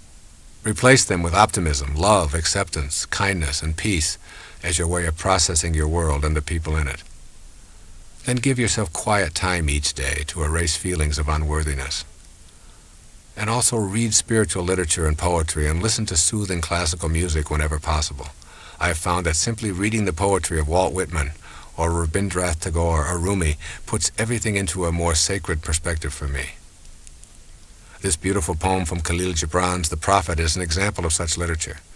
Pay particular attention to the words, "Your hearts know in silence the secrets of the days and nights," and "For the soul walks upon all paths." Here's Khalil Gibran on self-knowledge. And a man said, "Speak to us on self-knowledge." And he answered, saying, "Your hearts know in silence the secrets of the days and nights, but your ears thirst for the sound of your heart's knowledge. You would know in words that which you would have always known in thought. You would touch with your fingers the naked body of your dreams. And it is well you should. The hidden wellspring of your soul must needs rise and run murmuring to the sea, and the treasure of your infinite depths would be revealed to your eyes, but let there be no scales to weigh your unknown treasure, and seek not the depths of your knowledge with staff or sounding line, for self is a sea boundless and measureless. Say not, I have found the truth, but rather, I have found a truth. Say not, I have found the path of the soul. Say rather, I have met the soul walking upon my path. For the soul walks upon all paths. The soul walks not upon a line, neither does it grow like a reed. The soul unfolds itself like a lotus of countless petals. Allow yourself to be surrounded by things of beauty as much as possible. Each evening I leave my typewriter and I go out to the beach and I experience the magnificence of the sun setting over the Gulf of Mexico. To be a part of this sunset fills me with a sense of home beyond this planet and opens me up to the deeper nature within myself. I could never feel unworthy of the grace and munificence of the universe when I'm immersed in such beauty. Virtually any experience of beauty has a tendency to remove doubt about your own divinity and connection to the ultimate truth that is in everything and everyone. And then practice kindness toward yourself and others as frequently as possible. Give up your need to be right and to win in favor of being kind, and you will soon know the bliss of inner peace. Remember, your highest self only wants peace. When you are practicing kindness, peace shows up right on schedule. When you are at peace with yourself and your world, you know that you are a worthy recipient of all that comes your way. Make it your own special mission to be kind to others each day at least once, and to extend the same privilege to yourself as much as possible. Also, begin to process the universe as a friendly rather than an unfriendly place. Place all of your wounds from the earlier stages of your life into the category lessons for life. Remember, for every act of evil, there are a million acts of kindness. This universe runs on the energy of harmony and balance. Breathe in that energy and breathe out the ideas of your being life's victim. And finally, say it over and over until it registers. I am what I am, and I am worthy of the abundance that is the universe and all that is in it, including me. You are now on a path of knowing you are worthy of attracting and manifesting in your world. You are aware of your highest self. You trust in yourself and the divine wisdom that created you. You know that you are not separate from your environment and that the power to attract is within you. The next principle involves the energy of love and how important it is to know and experience it in all of your being before you begin applying the last three principles of manifestation. Our sixth principle for spiritual manifestation is called connecting to the divine source with unconditional love. There's a wonderful quote from Mirabai. It says this as she talks about herself. Mirabai knows that to find the Divine One, the only indispensable is love.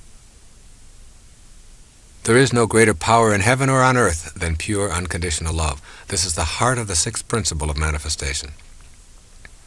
The nature of the God force, that unseen intelligence in all things, which causes the material world and is the center of both the spiritual and physical plane, is best described as pure unconditional love.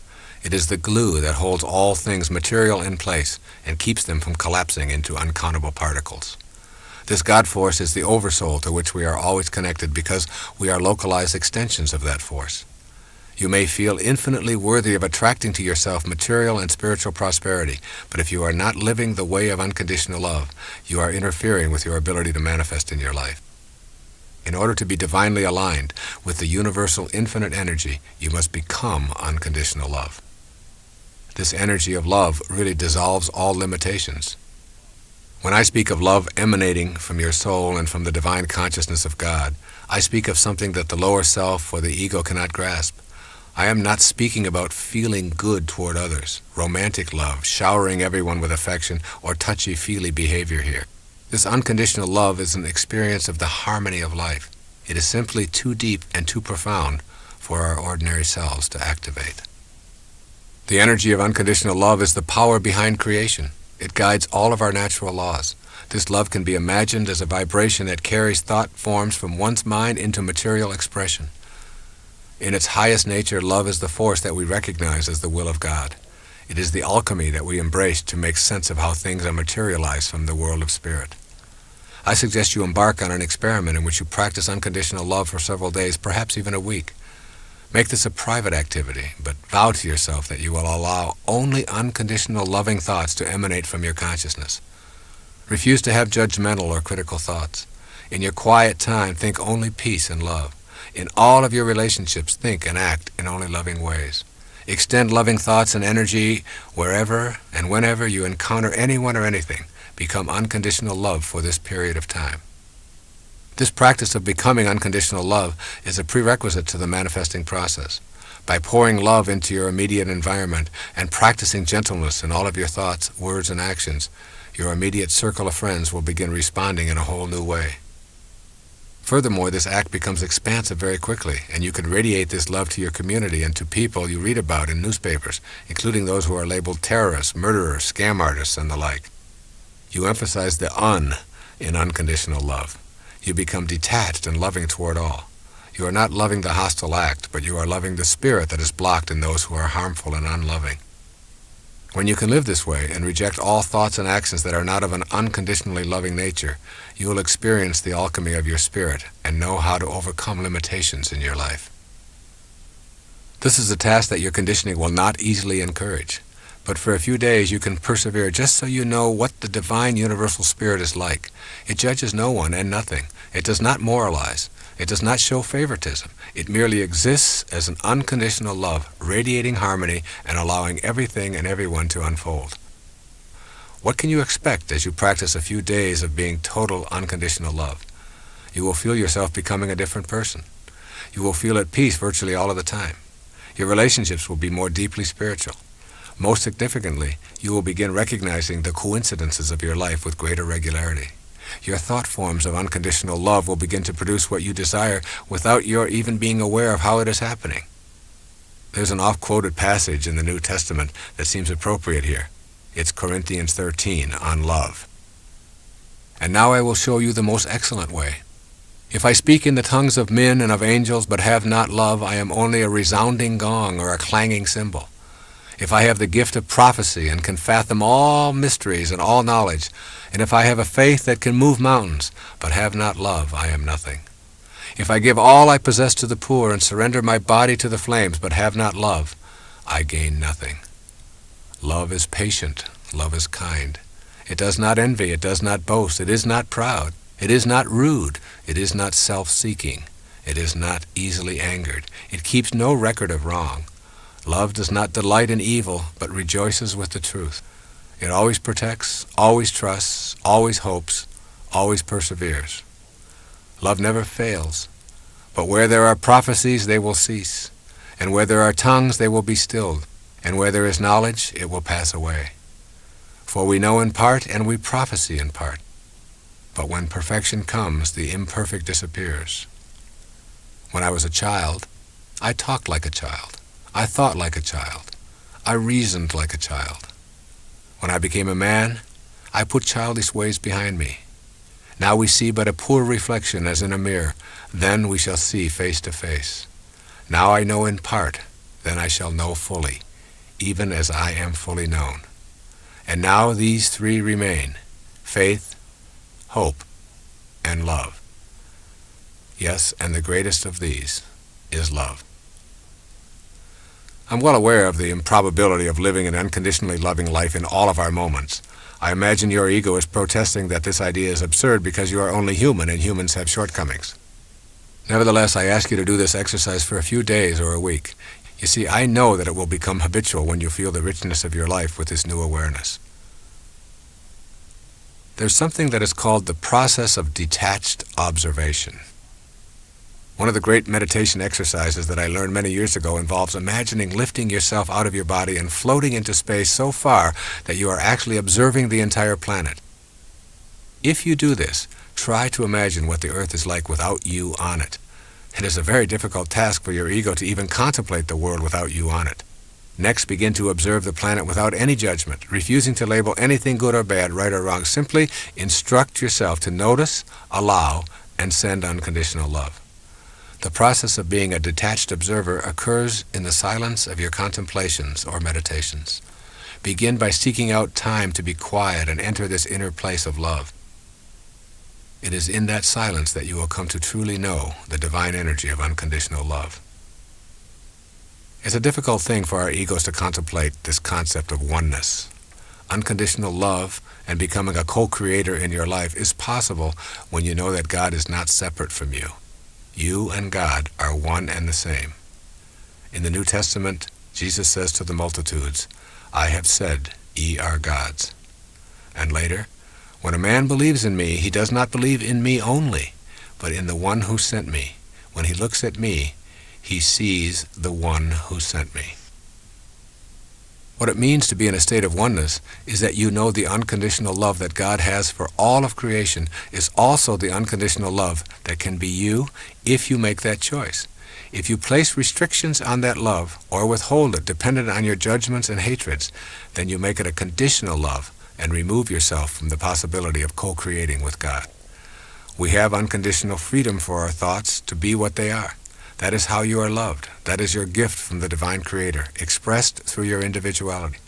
Take that freedom away, and you are no longer a human being. You lose your humanity when you lose the unconditional love that allows you to think as you choose. Now suppose that you're able to function in the same unconditionally loving way, simply allowing without judging. You would be experiencing oneness. Your will and God's will would not be in conflict. Use this love for the purpose of creation.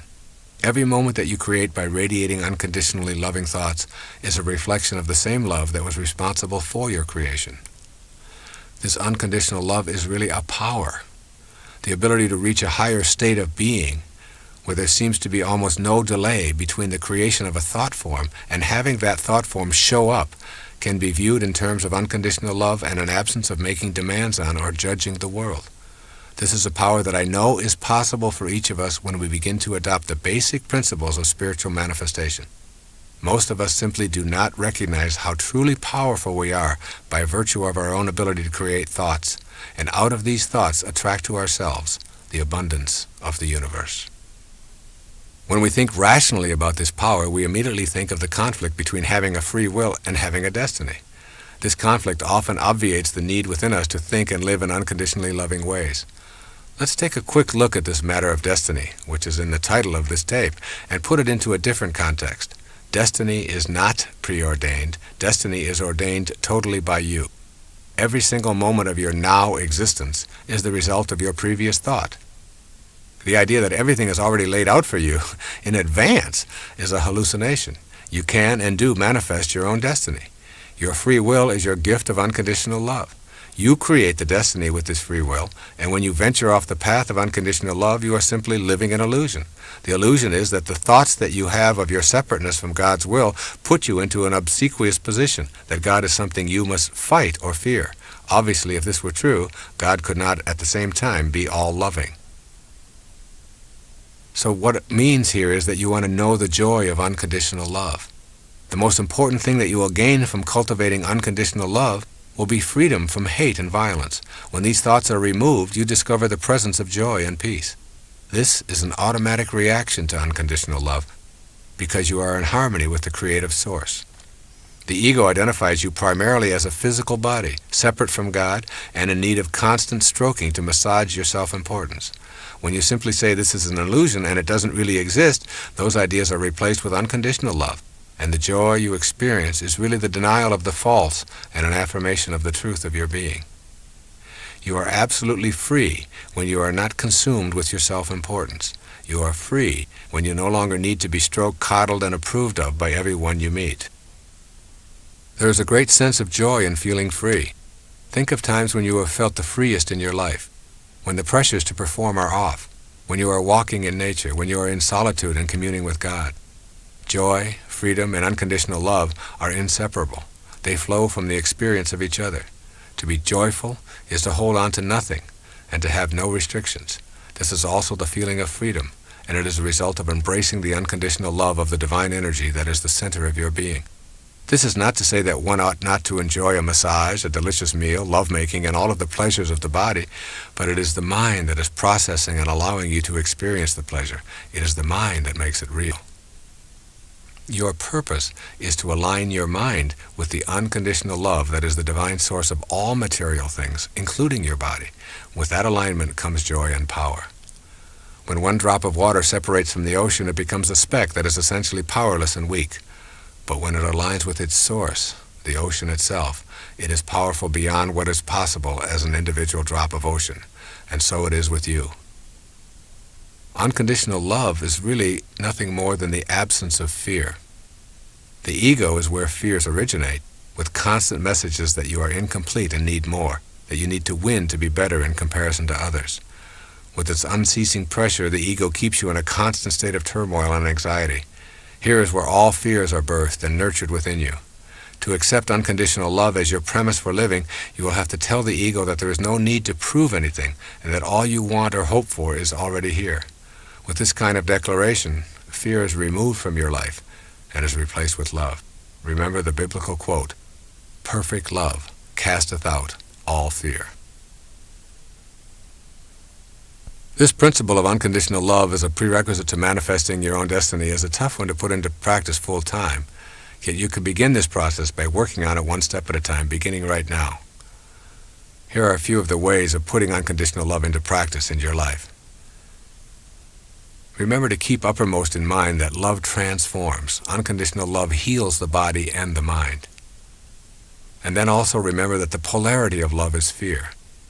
Fear is a current of energy that literally runs through your body and is produced when you feel cut off from the source of unconditional love. Every time you experience fear, ask yourself, what's going on that I have substituted fear for love in this moment? Also, begin to acquire a private, non-publicized, and regular habit of meditating. With every breath you take, feel yourself taking in unconditional love. With every exhalation, expel thoughts of fear. Then pick one day to practice this exercise with a partner of your choice. Make a decision to think, act, and radiate nothing but unconditional love for the entire 24-hour period, including your dreams. If this works for you for one day, see if you can extend it for another day or two. Also, try making a decision to turn over your most difficult challenges in the area of unconditional love to God. Simply turn them over with a request such as, I have been unable to bring love into my life in these areas, and I am asking for your divine guidance in accomplishing this. Also, in your silent moments of prayer, do not be afraid to ask for help. And then know the connection between manifesting your heart's desire and unconditional love. Without your connection to this love, you lose your connection to the creative process. Unconditional love is in all things you wish to attract as well as in you. Keep it honestly, and you keep your ability to know that you are a God. Lose it, and you lose your godliness. It is that simple. And finally, make your word law. If you say it, live up to it lovingly. This gives you a sense of inner balance. The universe runs on balance, and the energy that keeps it in balance is love. By declaring yourself a person who keeps his word, you align yourself with the loving essence of the world. This concludes the sixth principle for manifesting. Unconditional love is the cornerstone of your mental picturing. You refuse to allow any contrary ego-driven thought to enter the inner kingdom of love. If you activate this principle, you will have revealed a truth that eludes most people. It is with unconditional love that you find your true connection to the divine energy that is in all things. Our seventh principle of spiritual manifestation is simply meditating to the sound of creation. This seventh principle of manifesting will challenge your conditioning probably more than any of the other 8 principles. However, while it contradicts your beliefs about how you fit into the universe, it also expands your ability to create and attract the objects of your heart's desire. Others who have done this meditation on a regular basis have experienced dramatic shifts in their lives and have been able to manifest what they previously believed to be impossible. As you begin opening yourself to this soul-nourishing practice of chanting to the sounds of creation, spend some time carefully studying the other 8 principles. When you begin to practice the 2 daily manifesting meditations, you need to trust in your highest self and meditate with unconditional love. Reviewing the other 8 principles will help to make trust and love available. Meditating with sound can work dramatically in your personal life and can also facilitate a new awareness of our collective abilities to manifest a world free of the demands and petty issues of the ego. I feel blessed to have a spiritual teacher, Sri Guruji, make these meditations available to me to teach to others. Sounds have the power to generate your ability to attract to yourself that which you desire.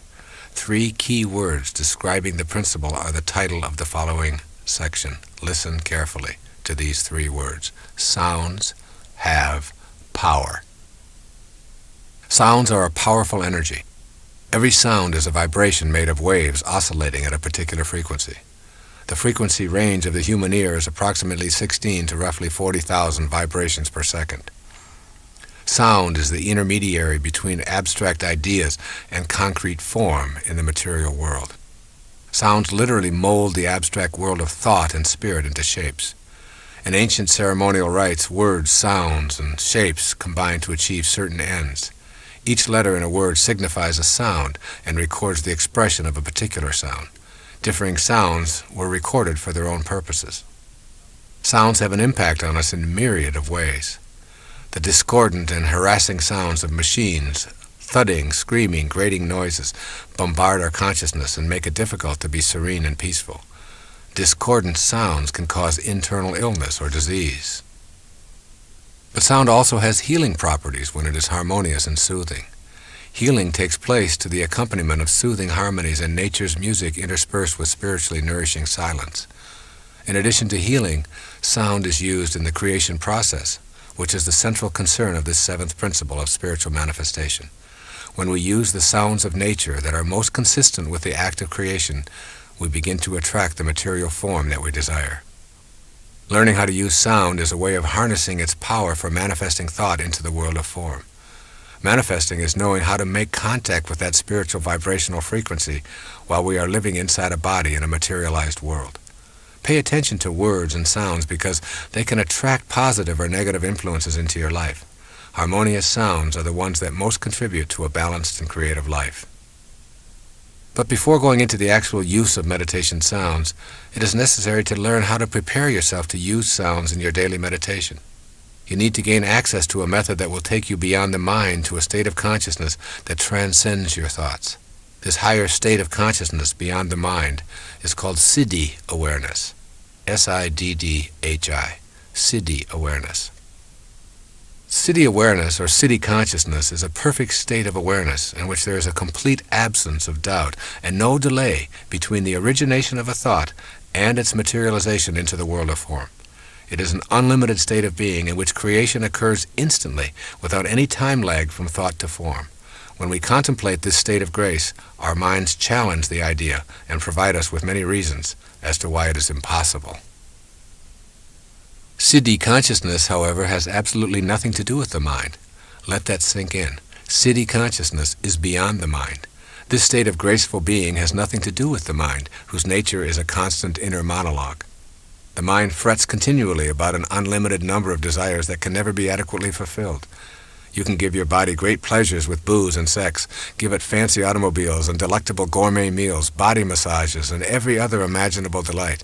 The next morning, when it recovers, your mind has a new list of demands taped to your forehead, asking for more and more of what it can never get enough of. This is the nature of the mind, which is ruled by the ego. Your mind, then, is only a barrier to experiencing Siddhi consciousness, wherein you are in a state of bliss and complete acceptance, and your desires are the same as your experience of life. Your mind blocks the vision of your highest awareness. Your highest self has its own language. When your body is stilled and totally in the present, thoughts disappear. Then you can start the exquisite process of meditating with sound. It is the magic of this sound meditation that I am going to explain in the 7th principle. This is a Siddha technique to take you beyond the constraints of the ego and the mind to a place within yourself where you can change your vibrational frequency through the use of sounds of creation. There's a magic to the sound of creation. As you begin to incorporate these ideas of the power of sound into your consciousness, going beyond the darkness of your mind to the light of your highest self, think about these words that open the book of John in the New Testament. In the beginning was the Word, and the Word was with God, and the Word was God. The word God has the same sound that is in virtually all of the names for the original creator. All traditions describe a creator of the Word and humankind. Here is a list of names used for the creator. Ra, Krishna, Rama, Buddha, Adonai, Brahman, Siddha, Shiva, Jehovah, Kali Durga, Tat, Gayana, Mahanta, Mahavira, Anu, Atva, Nanak, Yahweh, God, Allah. The obvious sound that is in all of these names for the Creator is the sound Ah. Ah expresses a feeling of bliss and joy. The sounds of creation and joy are synonymous.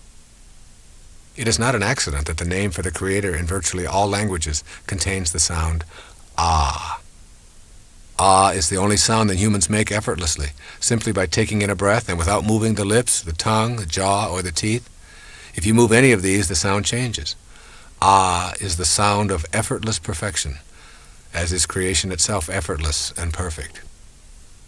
Ah, the sound of creation, is one sound you will want to use as you practice the language of Siddhi consciousness. It takes you beyond the incessant self-dialogue that characterizes your mind. When you repeat the sound Ah in connection with your manifestation meditation practice, you are literally repeating the name of God. In Reflections of the Self, Swami Muktananda gives these words to his devotees who desire to know more about the state of Siddhi consciousness. With eyes brimming with love, sing his name. All inner mysteries will be disclosed. Every bird and plant will reveal itself to you as Brahman. The knowledge of Vedanta will manifest everywhere. O dear one, keep chanting God's name while sitting or standing or involved in the world. Never forget him. Unite your mind with the self. He explained that these names for God have specific combinations of inherently powerful syllables that have the ability to call forth the experience of God within us. Making these sounds acquaints us, perhaps for the first time, with the subtle God force within ourselves. Thousands of years ago, Patanjali set down his highly celebrated Yoga Sutras. They were designed to help guide seekers to the highest state of awareness, Siddhi consciousness. He offered this advice: repeat and meditate on Om. Om is a symbol for the universal sound of creation. Repeating this sound causes the disappearance of obstacles and an awakening of a new, higher consciousness that is the creative energy. Continually chant God's name is the advice of the masters of self-awareness to those who seek to participate in the act of creating and manifesting. The sound Ah is the sound of God. Make the repetition of the name of God a daily meditation practice, and you will literally transform yourself into this universal sound of creation. You will become one with the sound that mediates between the world of form and the highest frequencies of the spiritual world. This creation meditation is also involved with 2 chakras of the body. Of the 7 chakras of the body, 2 are significant in learning this manifesting technique. The base chakra, the sex center, is one, and the third eye, located between the eyebrows, is the other. Imagine for yourself a channel between the base chakra and your third eye. You are going to clear this imaginary passageway between these 2 chakras and feel yourself open the third eye so that you can imaginatively project your manifesting energy out the new opening. The base chakra is the center of procreation. The third eye chakra is for the purpose of manifestation. Think of your third eye as the part of you that makes contact with the physical world that is invisible to the naked eye. You are attempting to open this third eye through the language of your Siddhi consciousness. Now, remembering that Ah is the sound of joy as well as the God sound, think about the sound that accompanies the process of procreation. Ah is the most common sound heard in the very act of procreation. And more often than not, God's name is repeated as a soul arrives from the world of the unseen into the world of materialized form. Oh God! Oh my God! Ah! Initially, this may seem amusing, yet it is incontrovertible that these are universal clues to the process of manifestation. The energy released through the root or base chakra brings about procreation. And what has taken place here? A release of energy from the base chakra, received by another base chakra, and a soul connects to form, from the unseen to the manifested, all accompanied by the sound of Ah. Learning this technique of sound manifesting really involves nothing more than opening up the channel that exists between these 2 chakras in your body. Opening the third eye is an inner exercise of putting your attention at the third eye or mind chakra and projecting through it, feeling the joy that is associated with the sound Ah. You experience it leaving the limits of your physical body, embracing that which you want to manifest and bringing it back to you. Implement this sound meditation in your morning practice. I have created a cassette tape and a compact disc called Meditations for Manifesting, which guides you through this morning meditation. In addition, that recording guides you through the second meditation, which takes place in the evening. However, here you put your attention on gratitude for all that has manifested into your life. This is also the subject matter of the ninth and final principle. Now we listen to the sound of that which is manifested. There's a second sound that reflects the vibrational frequency of manifestations in the physical plane. This sound is Om. If you reduce anything that you can observe on the physical plane to its ultimate sound vibration, you would hear the sound Om. This is the sound that women of ancient times meditated to while bringing their babies into the world. Whereas Ah is the sound of creation, Om is the sound of that which is already created. Om expresses gratitude for all that has manifested. There's a basic relationship between our level of awareness and the vibrations of the universe. This is why I include the Om meditation in the manifestation process. Repeating the Om sound in the evening tunes you to a higher state of awareness and to gratitude for all that has manifested into your life. Repeating this sound as a mantra of gratitude is one of the most joyous feelings you will ever experience, causing you to be in harmony with your environment. Using the Om sound is a way of bonding to all that manifests for you, in whatever form it shows up. It creates a peaceful space and contributes to your identifying with the manifesting principle. These two sounds, Ah and Om, used on a daily basis, form the basis for your becoming adept at connecting with what you desire and understanding totally the message of this tape, which is that you indeed manifest your own desires and destiny. Now let's take a look at the practice of meditating for manifesting. Manifesting and meditating cannot be separated. They are like the crest and the trough of the wave, separate and distinct from each other, but always together. You cannot become adept at manifesting the desires of your heart if you are unwilling to devote time to the practice of meditation. Meditation is simply the act of being quiet with yourself and shutting down the constant monologue that fills the inner space of your being. That inner noise is a shield preventing you from knowing the highest self. Engaging in sound meditation is a useful way of accomplishing inner silence and removing the influences of the constant chatter that is largely produced by the ego. The best times for meditating using this manifesting technique of repetitive sounds are at sunrise and sunset. If you are unaccustomed to arising at or before sunrise, make an effort to establish this discipline for a trial period of 90 days. What you want to do is establish yourself as a disciplined person. Early morning, particularly prior to sunrise, is the best time of day to awaken. The silence allows you to feel close to God. You can feel the energy of healing and solutions in the silence. Use specific acts of personal courage to awaken during these hours, knowing that the time will provide you with far more rest than the remaining hours of your scheduled sleep. When the sun first begins to show itself in the morning, its energy breaking out of the darkness is most intense. This is the ideal time to begin your manifesting meditation.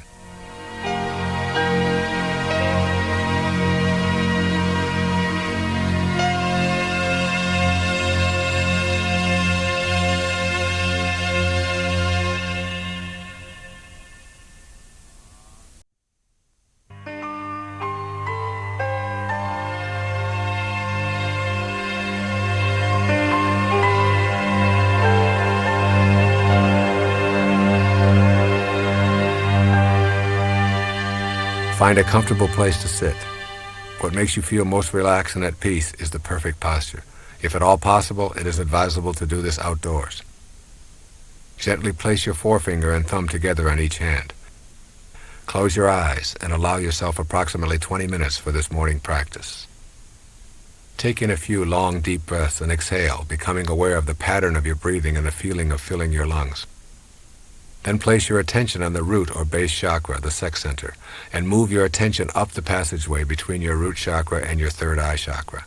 Think of this as a channel that has been clogged, and think of the third eye space as an opening that has been sealed for a long time, that you are going to open with your new inner etheric energy. Now take a deeper, longer breath of air, filling your lungs, and as you release the breath, say out loud the sounds Ah, with as much emotion and volume as you can imagine. Ah. Place your attention on clearing the channel with the sound of Ah. While you are doing the Ah meditation, add to your mental picture what it is that you would like to be able to create or manifest without being at all attached to how it will surface in your life. Repeat the sound of ah as your mantra for the entire time. However, do it out loud and with emotion for only approximately the first one-third of the time. Move your attention up and down the inner passageway between the root chakra and the third eye chakra.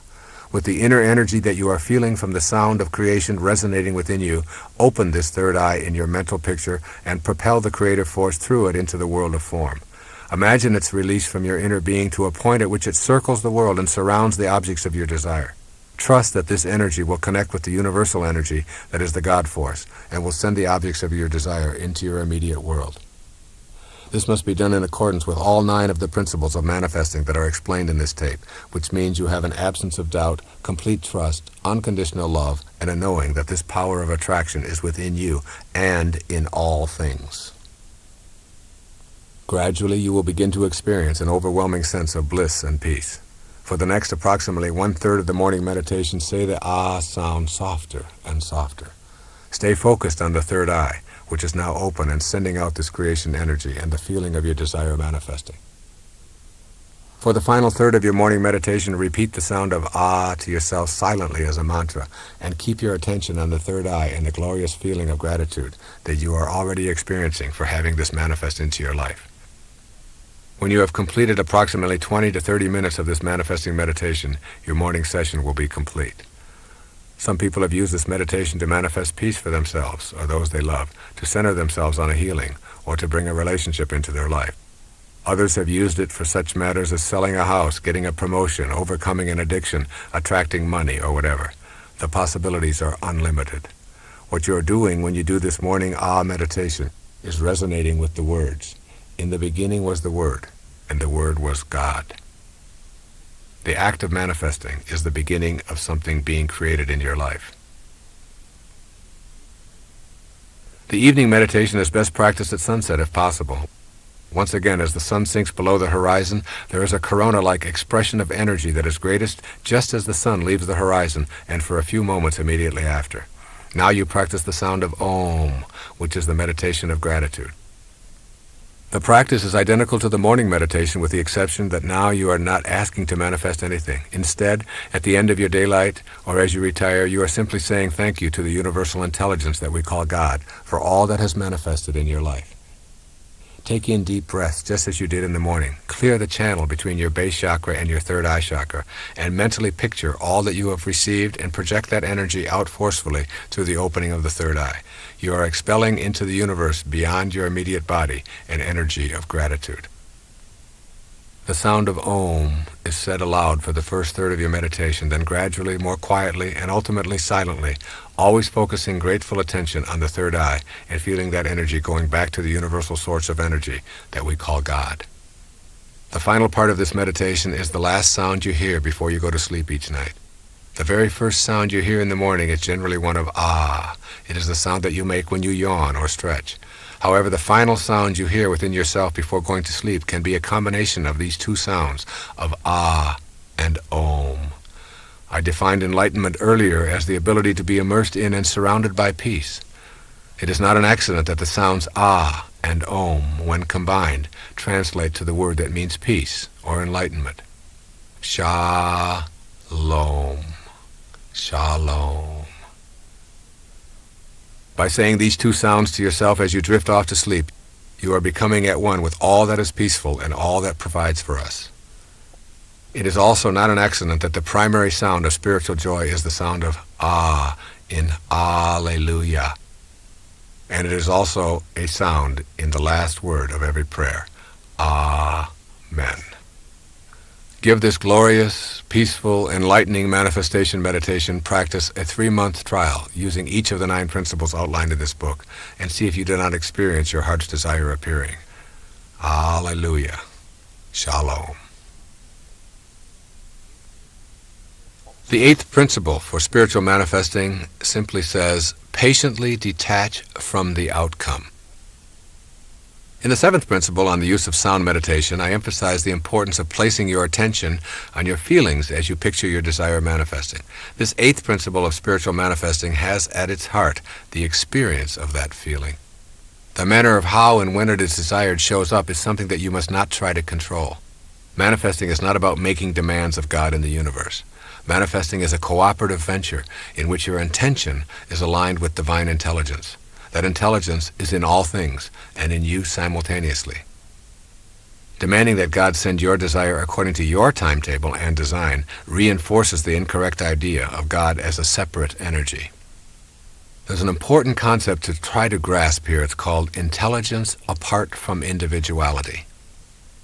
Most of us believe that the recognition of any other individual affirms a point at which our own individuality ceases and the other's begins. This belief is part of our conditioning, and it imposes a great deal of limitation on us.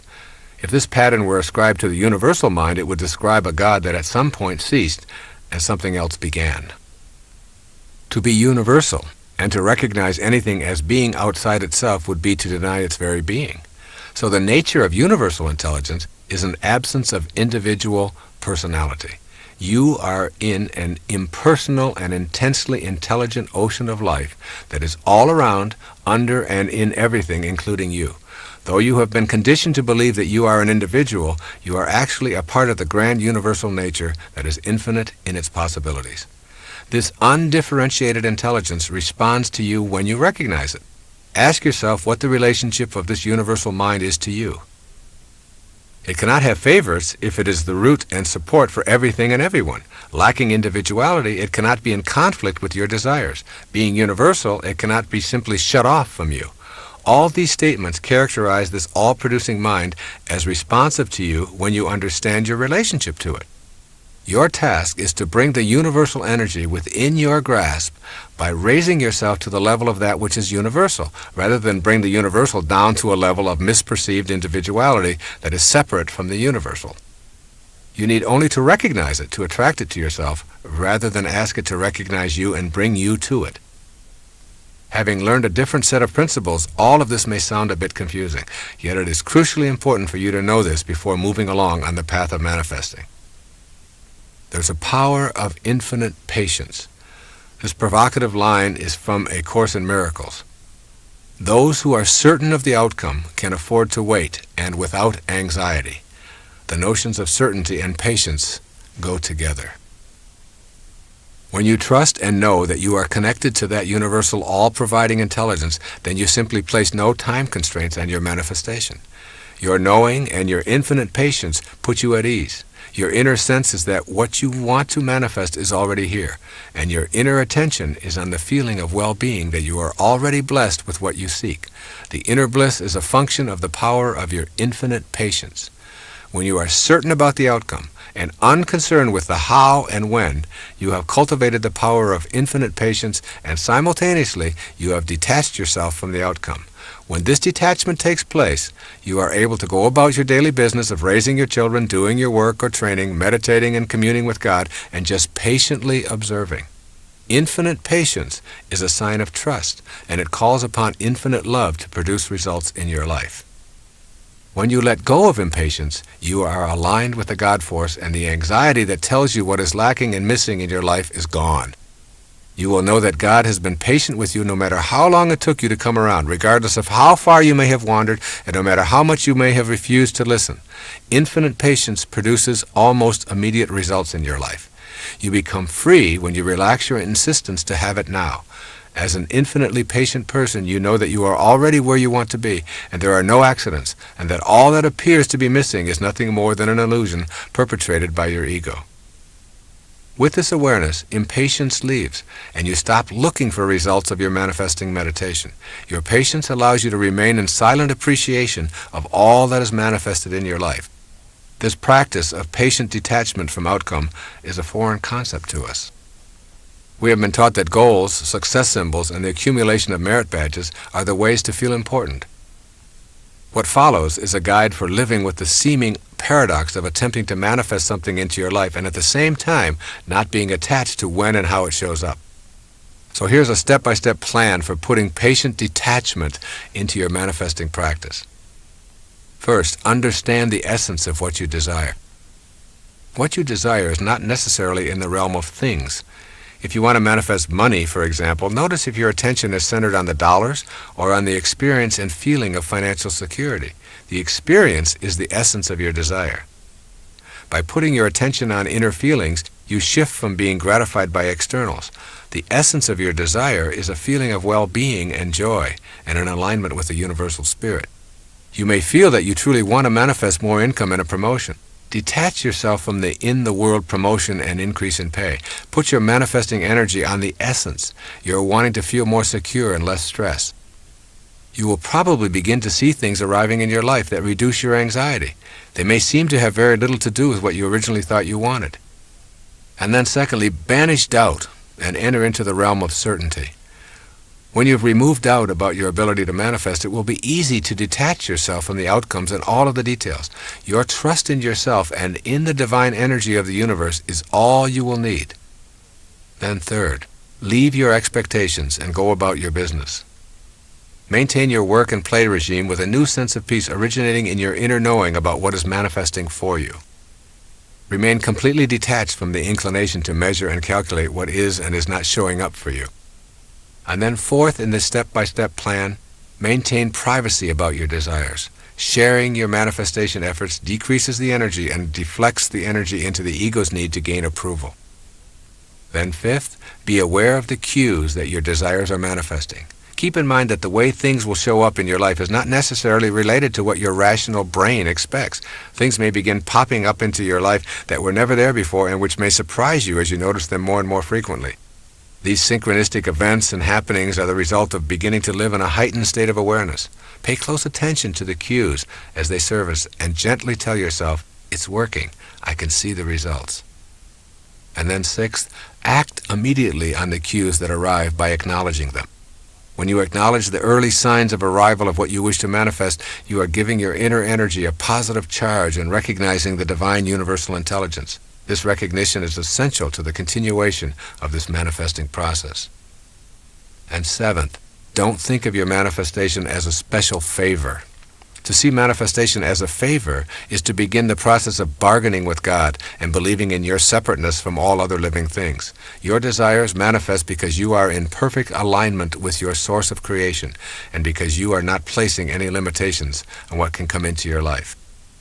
And then eighth, view any and all obstacles as lessons, not indications of failure. Keep in mind that you are practicing patience and detachment from outcome. Everything that shows up in your life is supposed to.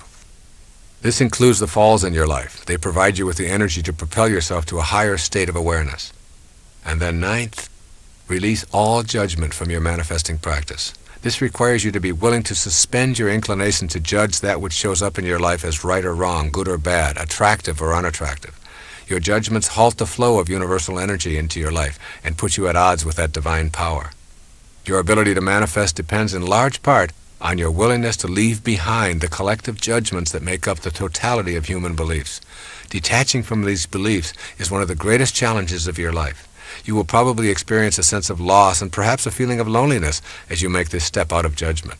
The reward is that you will begin to expand your own perceptions and accept what others believe are their perceptions. A business card you might find walking on the beach, a book or a tape recording, a message intended for another but is in your mailbox. All these can be cues.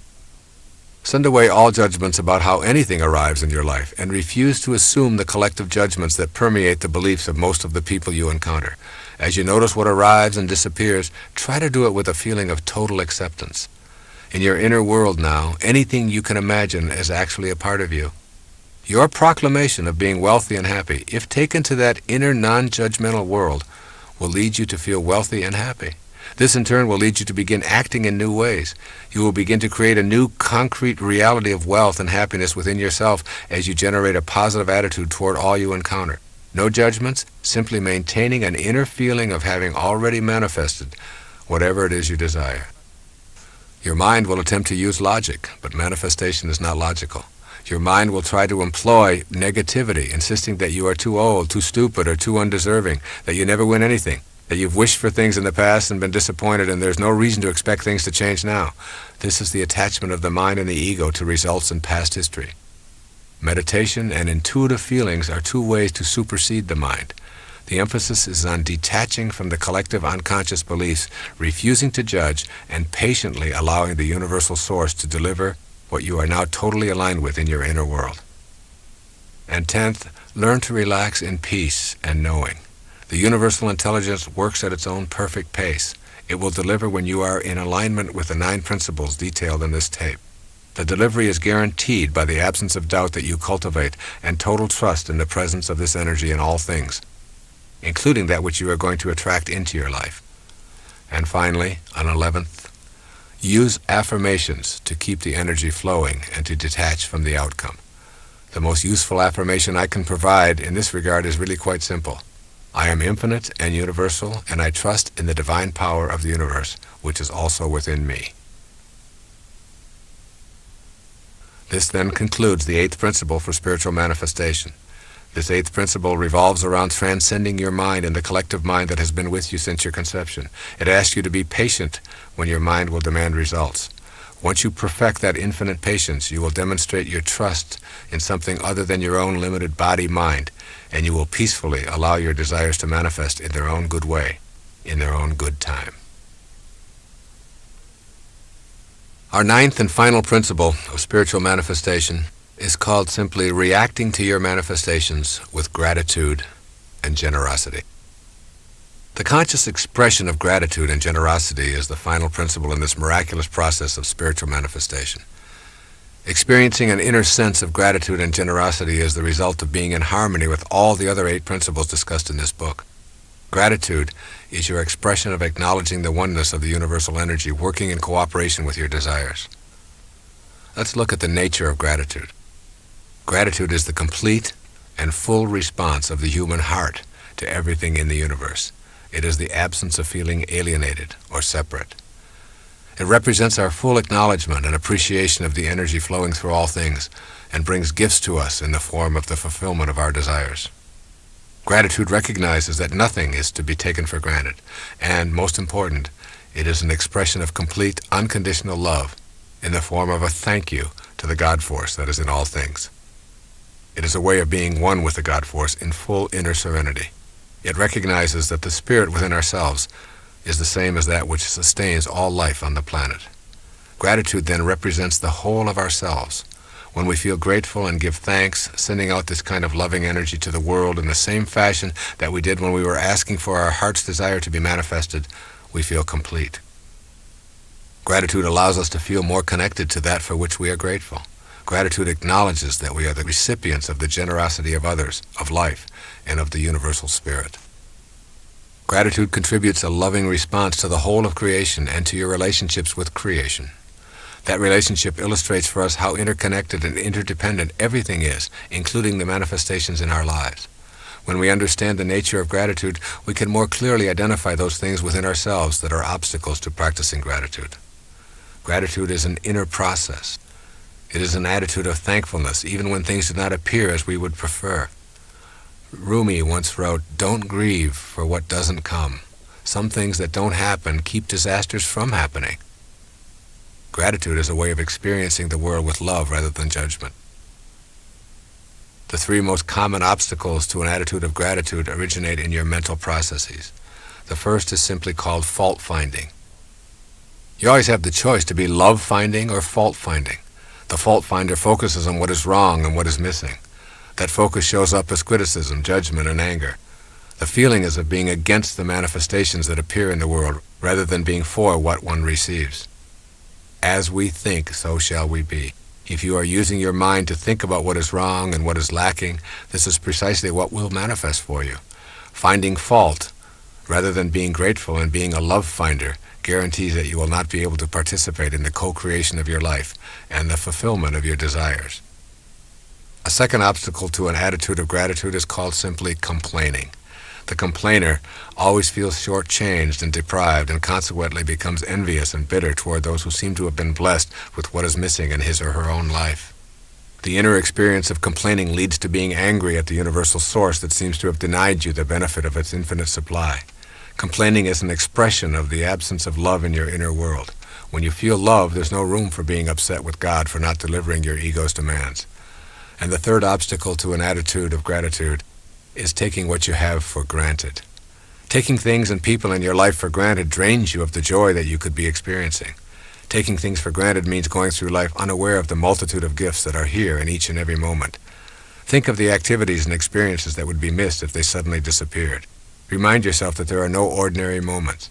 Kicking a ball around with a child, watching the shape of the clouds in the early morning, or hearing the sounds of the seasons, saying goodnight to a loved one. Every single experience is an opportunity to experience gratitude, or its opposite, ennui. It is also a choice. Strive to be alert to being a love finder.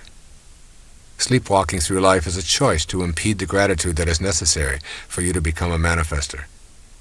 If you take everything for granted, you will never be able to see the clues that will give you the impetus to take action on your desired manifestation. The appearance of the right person or the unexpected gift will be greeted with a shrug and a disinterest, which will prevent you from receiving his blessings. Be awake and fully appreciative of everything and everyone. And here appreciation and depreciation need to be understood. When we depreciate something, we devalue or diminish its worth. We depreciate things or people by expressing disapproval or dislike. It is impossible to feel grateful for something or someone we do not value. Begin to see things and people as they truly are. Each person is a child of God. See the unfolding of God in each person you meet. The moment you participate in the depreciation process, you block your ability to experience gratitude, and consequently, you obstruct your ability to manifest prosperity, love, and joy into your life. Essentially, the activity of depreciation means that you are not sensing the beauty of life. Become an appreciator, and therefore a manifester, by seeing the Christ shining back at you in the other person or groups of people. Cultivating an attitude of gratitude is something we all want to work on in this manifesting process. Make the shift to being grateful for all that you are and all that you have, and you will facilitate your ability to manifest into your life the essence of all that you desire. Develop an awareness of yourself as a recipient rather than as a victim. Virtually everything you possess in your life is because of the efforts of others. Your furniture, automobile, home, clothes, gardens, yes, even your own body are all in some way gifts from others. Without the efforts of thousands and thousands of people all working in harmony, you would have nothing showing up in your life. Just remind yourself of this fact each day, and gratitude will begin replacing cynicism. Also, practice a silent expression of gratitude when you start to see your desires manifesting from the universal source. Thank you, God. I see you working in my life, and I acknowledge with love my appreciation for all that you bring to me. Also, become a person who is willing to tell those around you how much you appreciate them. Make a concerted effort to say aloud how much you love your family members without making it a phony ritual. The more you are willing to express gratitude, the more you are cultivating an experience of unconditional love, which, as you know, is the secret to manifesting. Be thankful and avoid complaining as much as possible. Catch yourself as you are about to find fault with someone or some condition. Then, instead, find something to say that reflects a willingness to be a love finder. Give yourself a specific period of time to practice avoiding complaining and fault finding, perhaps 30 days. You will experience the emptying of rancor and complaints from your inner self and the opening to love, appreciation, and gratitude. Begin each and every day with an expression of gratitude and thanksgiving. Every morning when you awake, you have been given the gift of a sunrise and 24 hours to live. Take in a deep breath and be grateful for this exhilarating experience of breathing in life and love. End your day with an expression of love and a repetition of the word for peace, shalom. Be aware of the need to be grateful for the suffering and struggles that are part of the fabric of your life. Sometimes it's easy to simply be angry at your suffering rather than to know that it is the catalyst for your searching and awakening. And also remember, it is the nature of thought to increase. The more your thoughts are centered on what is missing, the more deficient you feel and the more complaints you will utter. Similarly, the more you practice gratitude, the more you are thankful and appreciative of all that life provides, and the more you feed your experience of abundance and love. And now a look at generosity and service, the final steps in manifesting. The natural extension of being grateful is the development of a generous heart. Perfect generosity is a willingness to give of yourself and all that you have manifested without any expectation of a return. Manifesting is about connecting to the universal spirit, which is infinite and abundant in supply. Manifesting is not about seeing neediness in yourself, but is rather about feeling complete with that radiant abundance. It is concerned with unconditional love and attracting that abundant love to your individual life. When you feel the presence of that abundance, your feeling of gratitude will push you in the direction of generosity. It is in the expression of your generosity that you will feel most connected to the unconditional love of the universal spirit. The more you feel a desire to share what you receive unconditionally, the more you will experience it flowing into your life. Generosity and self-liberation go together. Generosity is helpful for your own liberation in that it teaches you about the inner quality of letting go. Letting go and releasing your attachments are the most freeing things you can do to liberate yourself from the ego. A need to hang on to things and money you receive arises out of an inner sense of incompleteness. Practicing generosity aligns you with your sense of completeness and love. Generosity extends to more than simply sharing your material possessions. Generosity includes offering kindness, care, love, and nurturing. Furthermore, the spirit of generosity can and does ultimately relate to how we treat ourselves. If you have a generous heart that has no qualms about giving, you will treat yourself lovingly and will nurture yourself without feeling any sense of guilt. Thus, giving and receiving are really the way the universe works. Every single time that you take in a breath and then exhale, you are engaged in a process of giving and receiving that is vital to the material and spiritual world. With each inhalation, you take in the oxygen and nitrogen you must have to exist. And with each exhalation, you send back the carbon dioxide that supplies the entire plant world. The cycle of generous giving and receiving is exactly the same as the very act of breathing. Look around you and notice how everything in our universe is a result of giving and receiving. The entire food chain represents a giving of life and a taking of life, and then a giving back in an endless cycle of material manifestation. The process works in the same way on the spiritual level. You put out loving energy to connect to that which you desire, and it returns to you. It is a giving and receiving action. So therefore, it's really important to cultivate an attitude of generosity. Put generosity into your manifestation practice to keep the natural flow of giving and receiving moving in your life. Recognize that this is a way of being that can be developed. You may have convinced yourself that giving is impossible because you have too little for yourself. If you're not generous when it's difficult, you will not be generous when it is easy. Generosity is a function of the heart, not the wallet. A generous heart is one that places no limitations on its ability to be generous with others and does not do it for reward or recognition. Think of the myriad of things that you do each day for others, including animals and the environment, as ways of practicing generosity. Talking to a lonely neighbor, feeding a stray cat, opening a door, anonymously paying the toll for the car behind you, vacuuming the carpet, or whatever may occur in the thousands of actions you undertake each day. Most important, remember that to give without expectation of an acknowledgement is truly the work of your higher self. Keep your generosity practices private. Then become aware of the internal resistances that arise within you when you have an impulse to give. Your fear of not having enough for yourself and your family, your doubts about whether others are truly needy, the fact that others won't appreciate it anyway, are impulses that you need to honor as valid. All of these inner doubts and fears should be examined without judgment. And then give yourself designated times and periods of time to practice being generous, particularly in offering service or in giving of your time. Sometimes I notice my young son out playing soccer by himself, wishing in his heart he had someone to play with.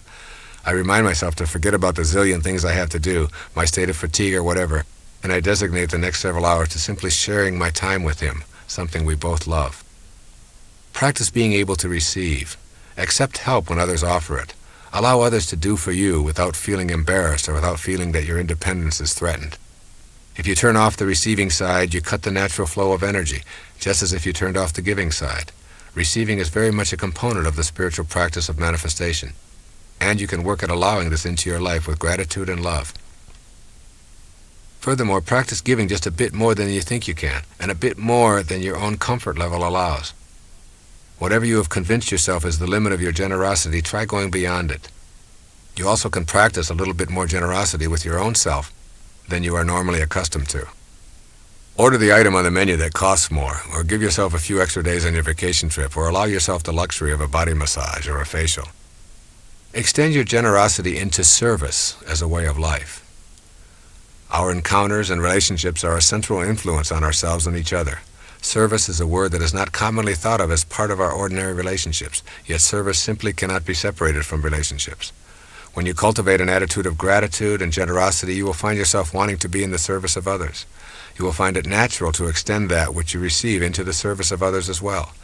If you receive a great teaching, you will want to teach it to others. If you receive love, you will wish to extend that love unconditionally outward.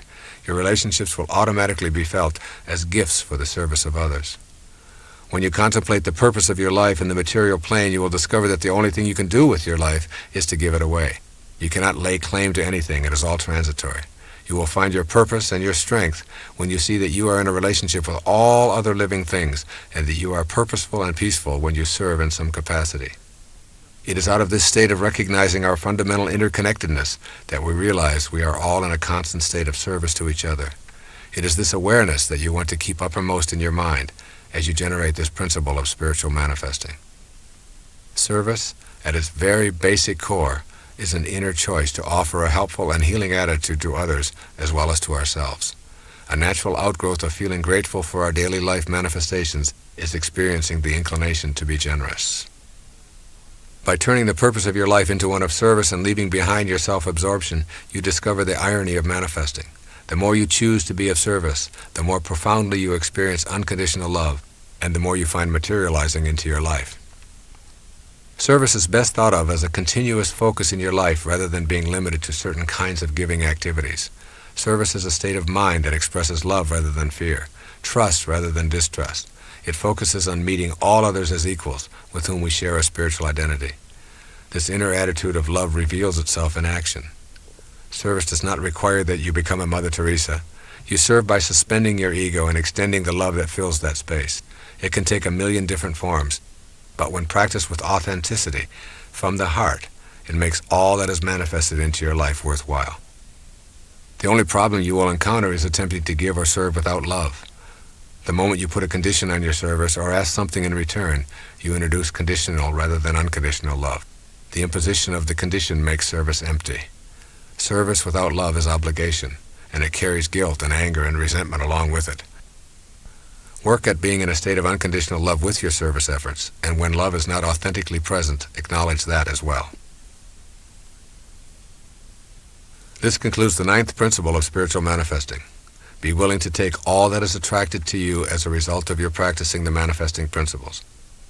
Be willing to turn right around and in a spirit of gratitude and generosity, devote yourself to an act of service. The more you practice in this light, the more you will see the objects of your desire coming to fruition regularly.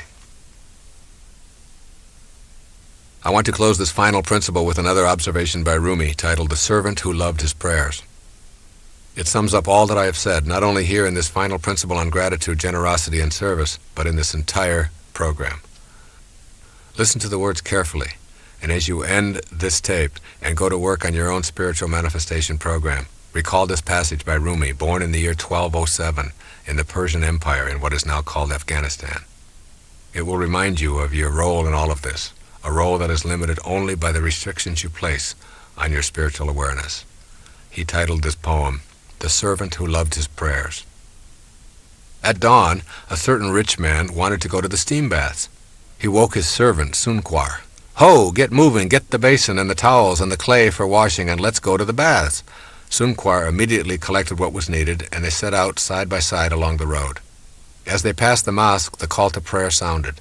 Sunkwar loved his 5 times prayer. Please, master, rest on this bench for a while that I might recite Surah 98, which begins, You who treat your slave with kindness. The master sat on the bench outside while Sunkwar went in. When prayers were over and the priest and all the worshippers had left, still Sunkwar remained inside. The master waited and waited. Finally he yelled into the mosque, Sunkwar, why don't you come out?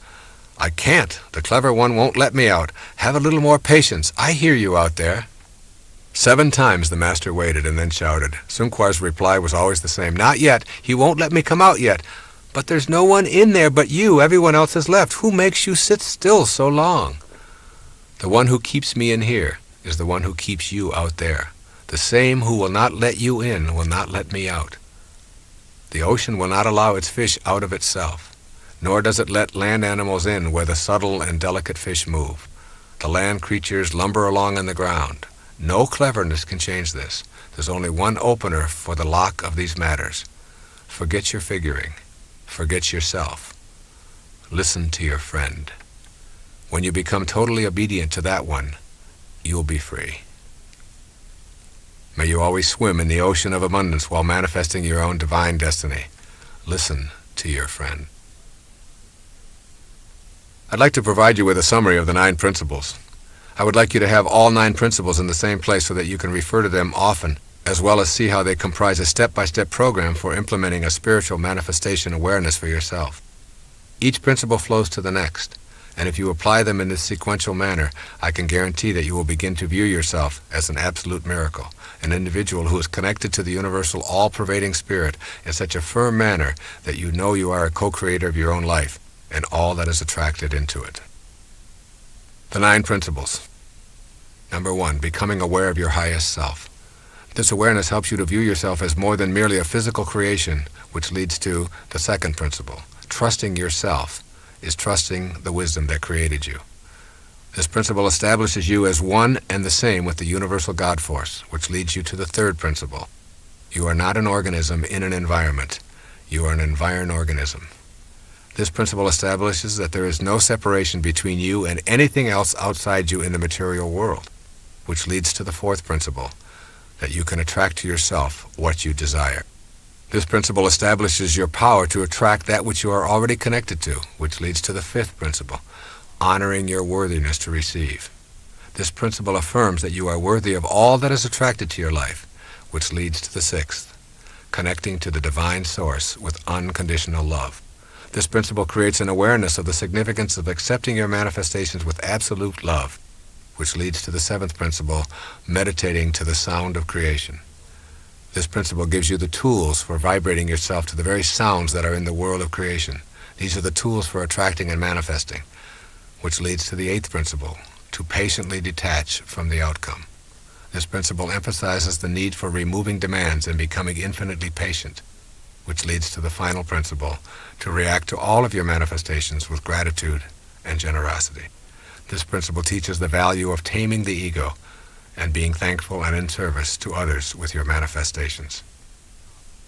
In essence, all that is being said here is, manifestation means when you are participating in the act of spiritual manifestation, you are doing nothing more than manifesting another aspect of yourself, since you are connected to everything, and everything you wish for also shares that energy. God bless you. I send you love and all green lights.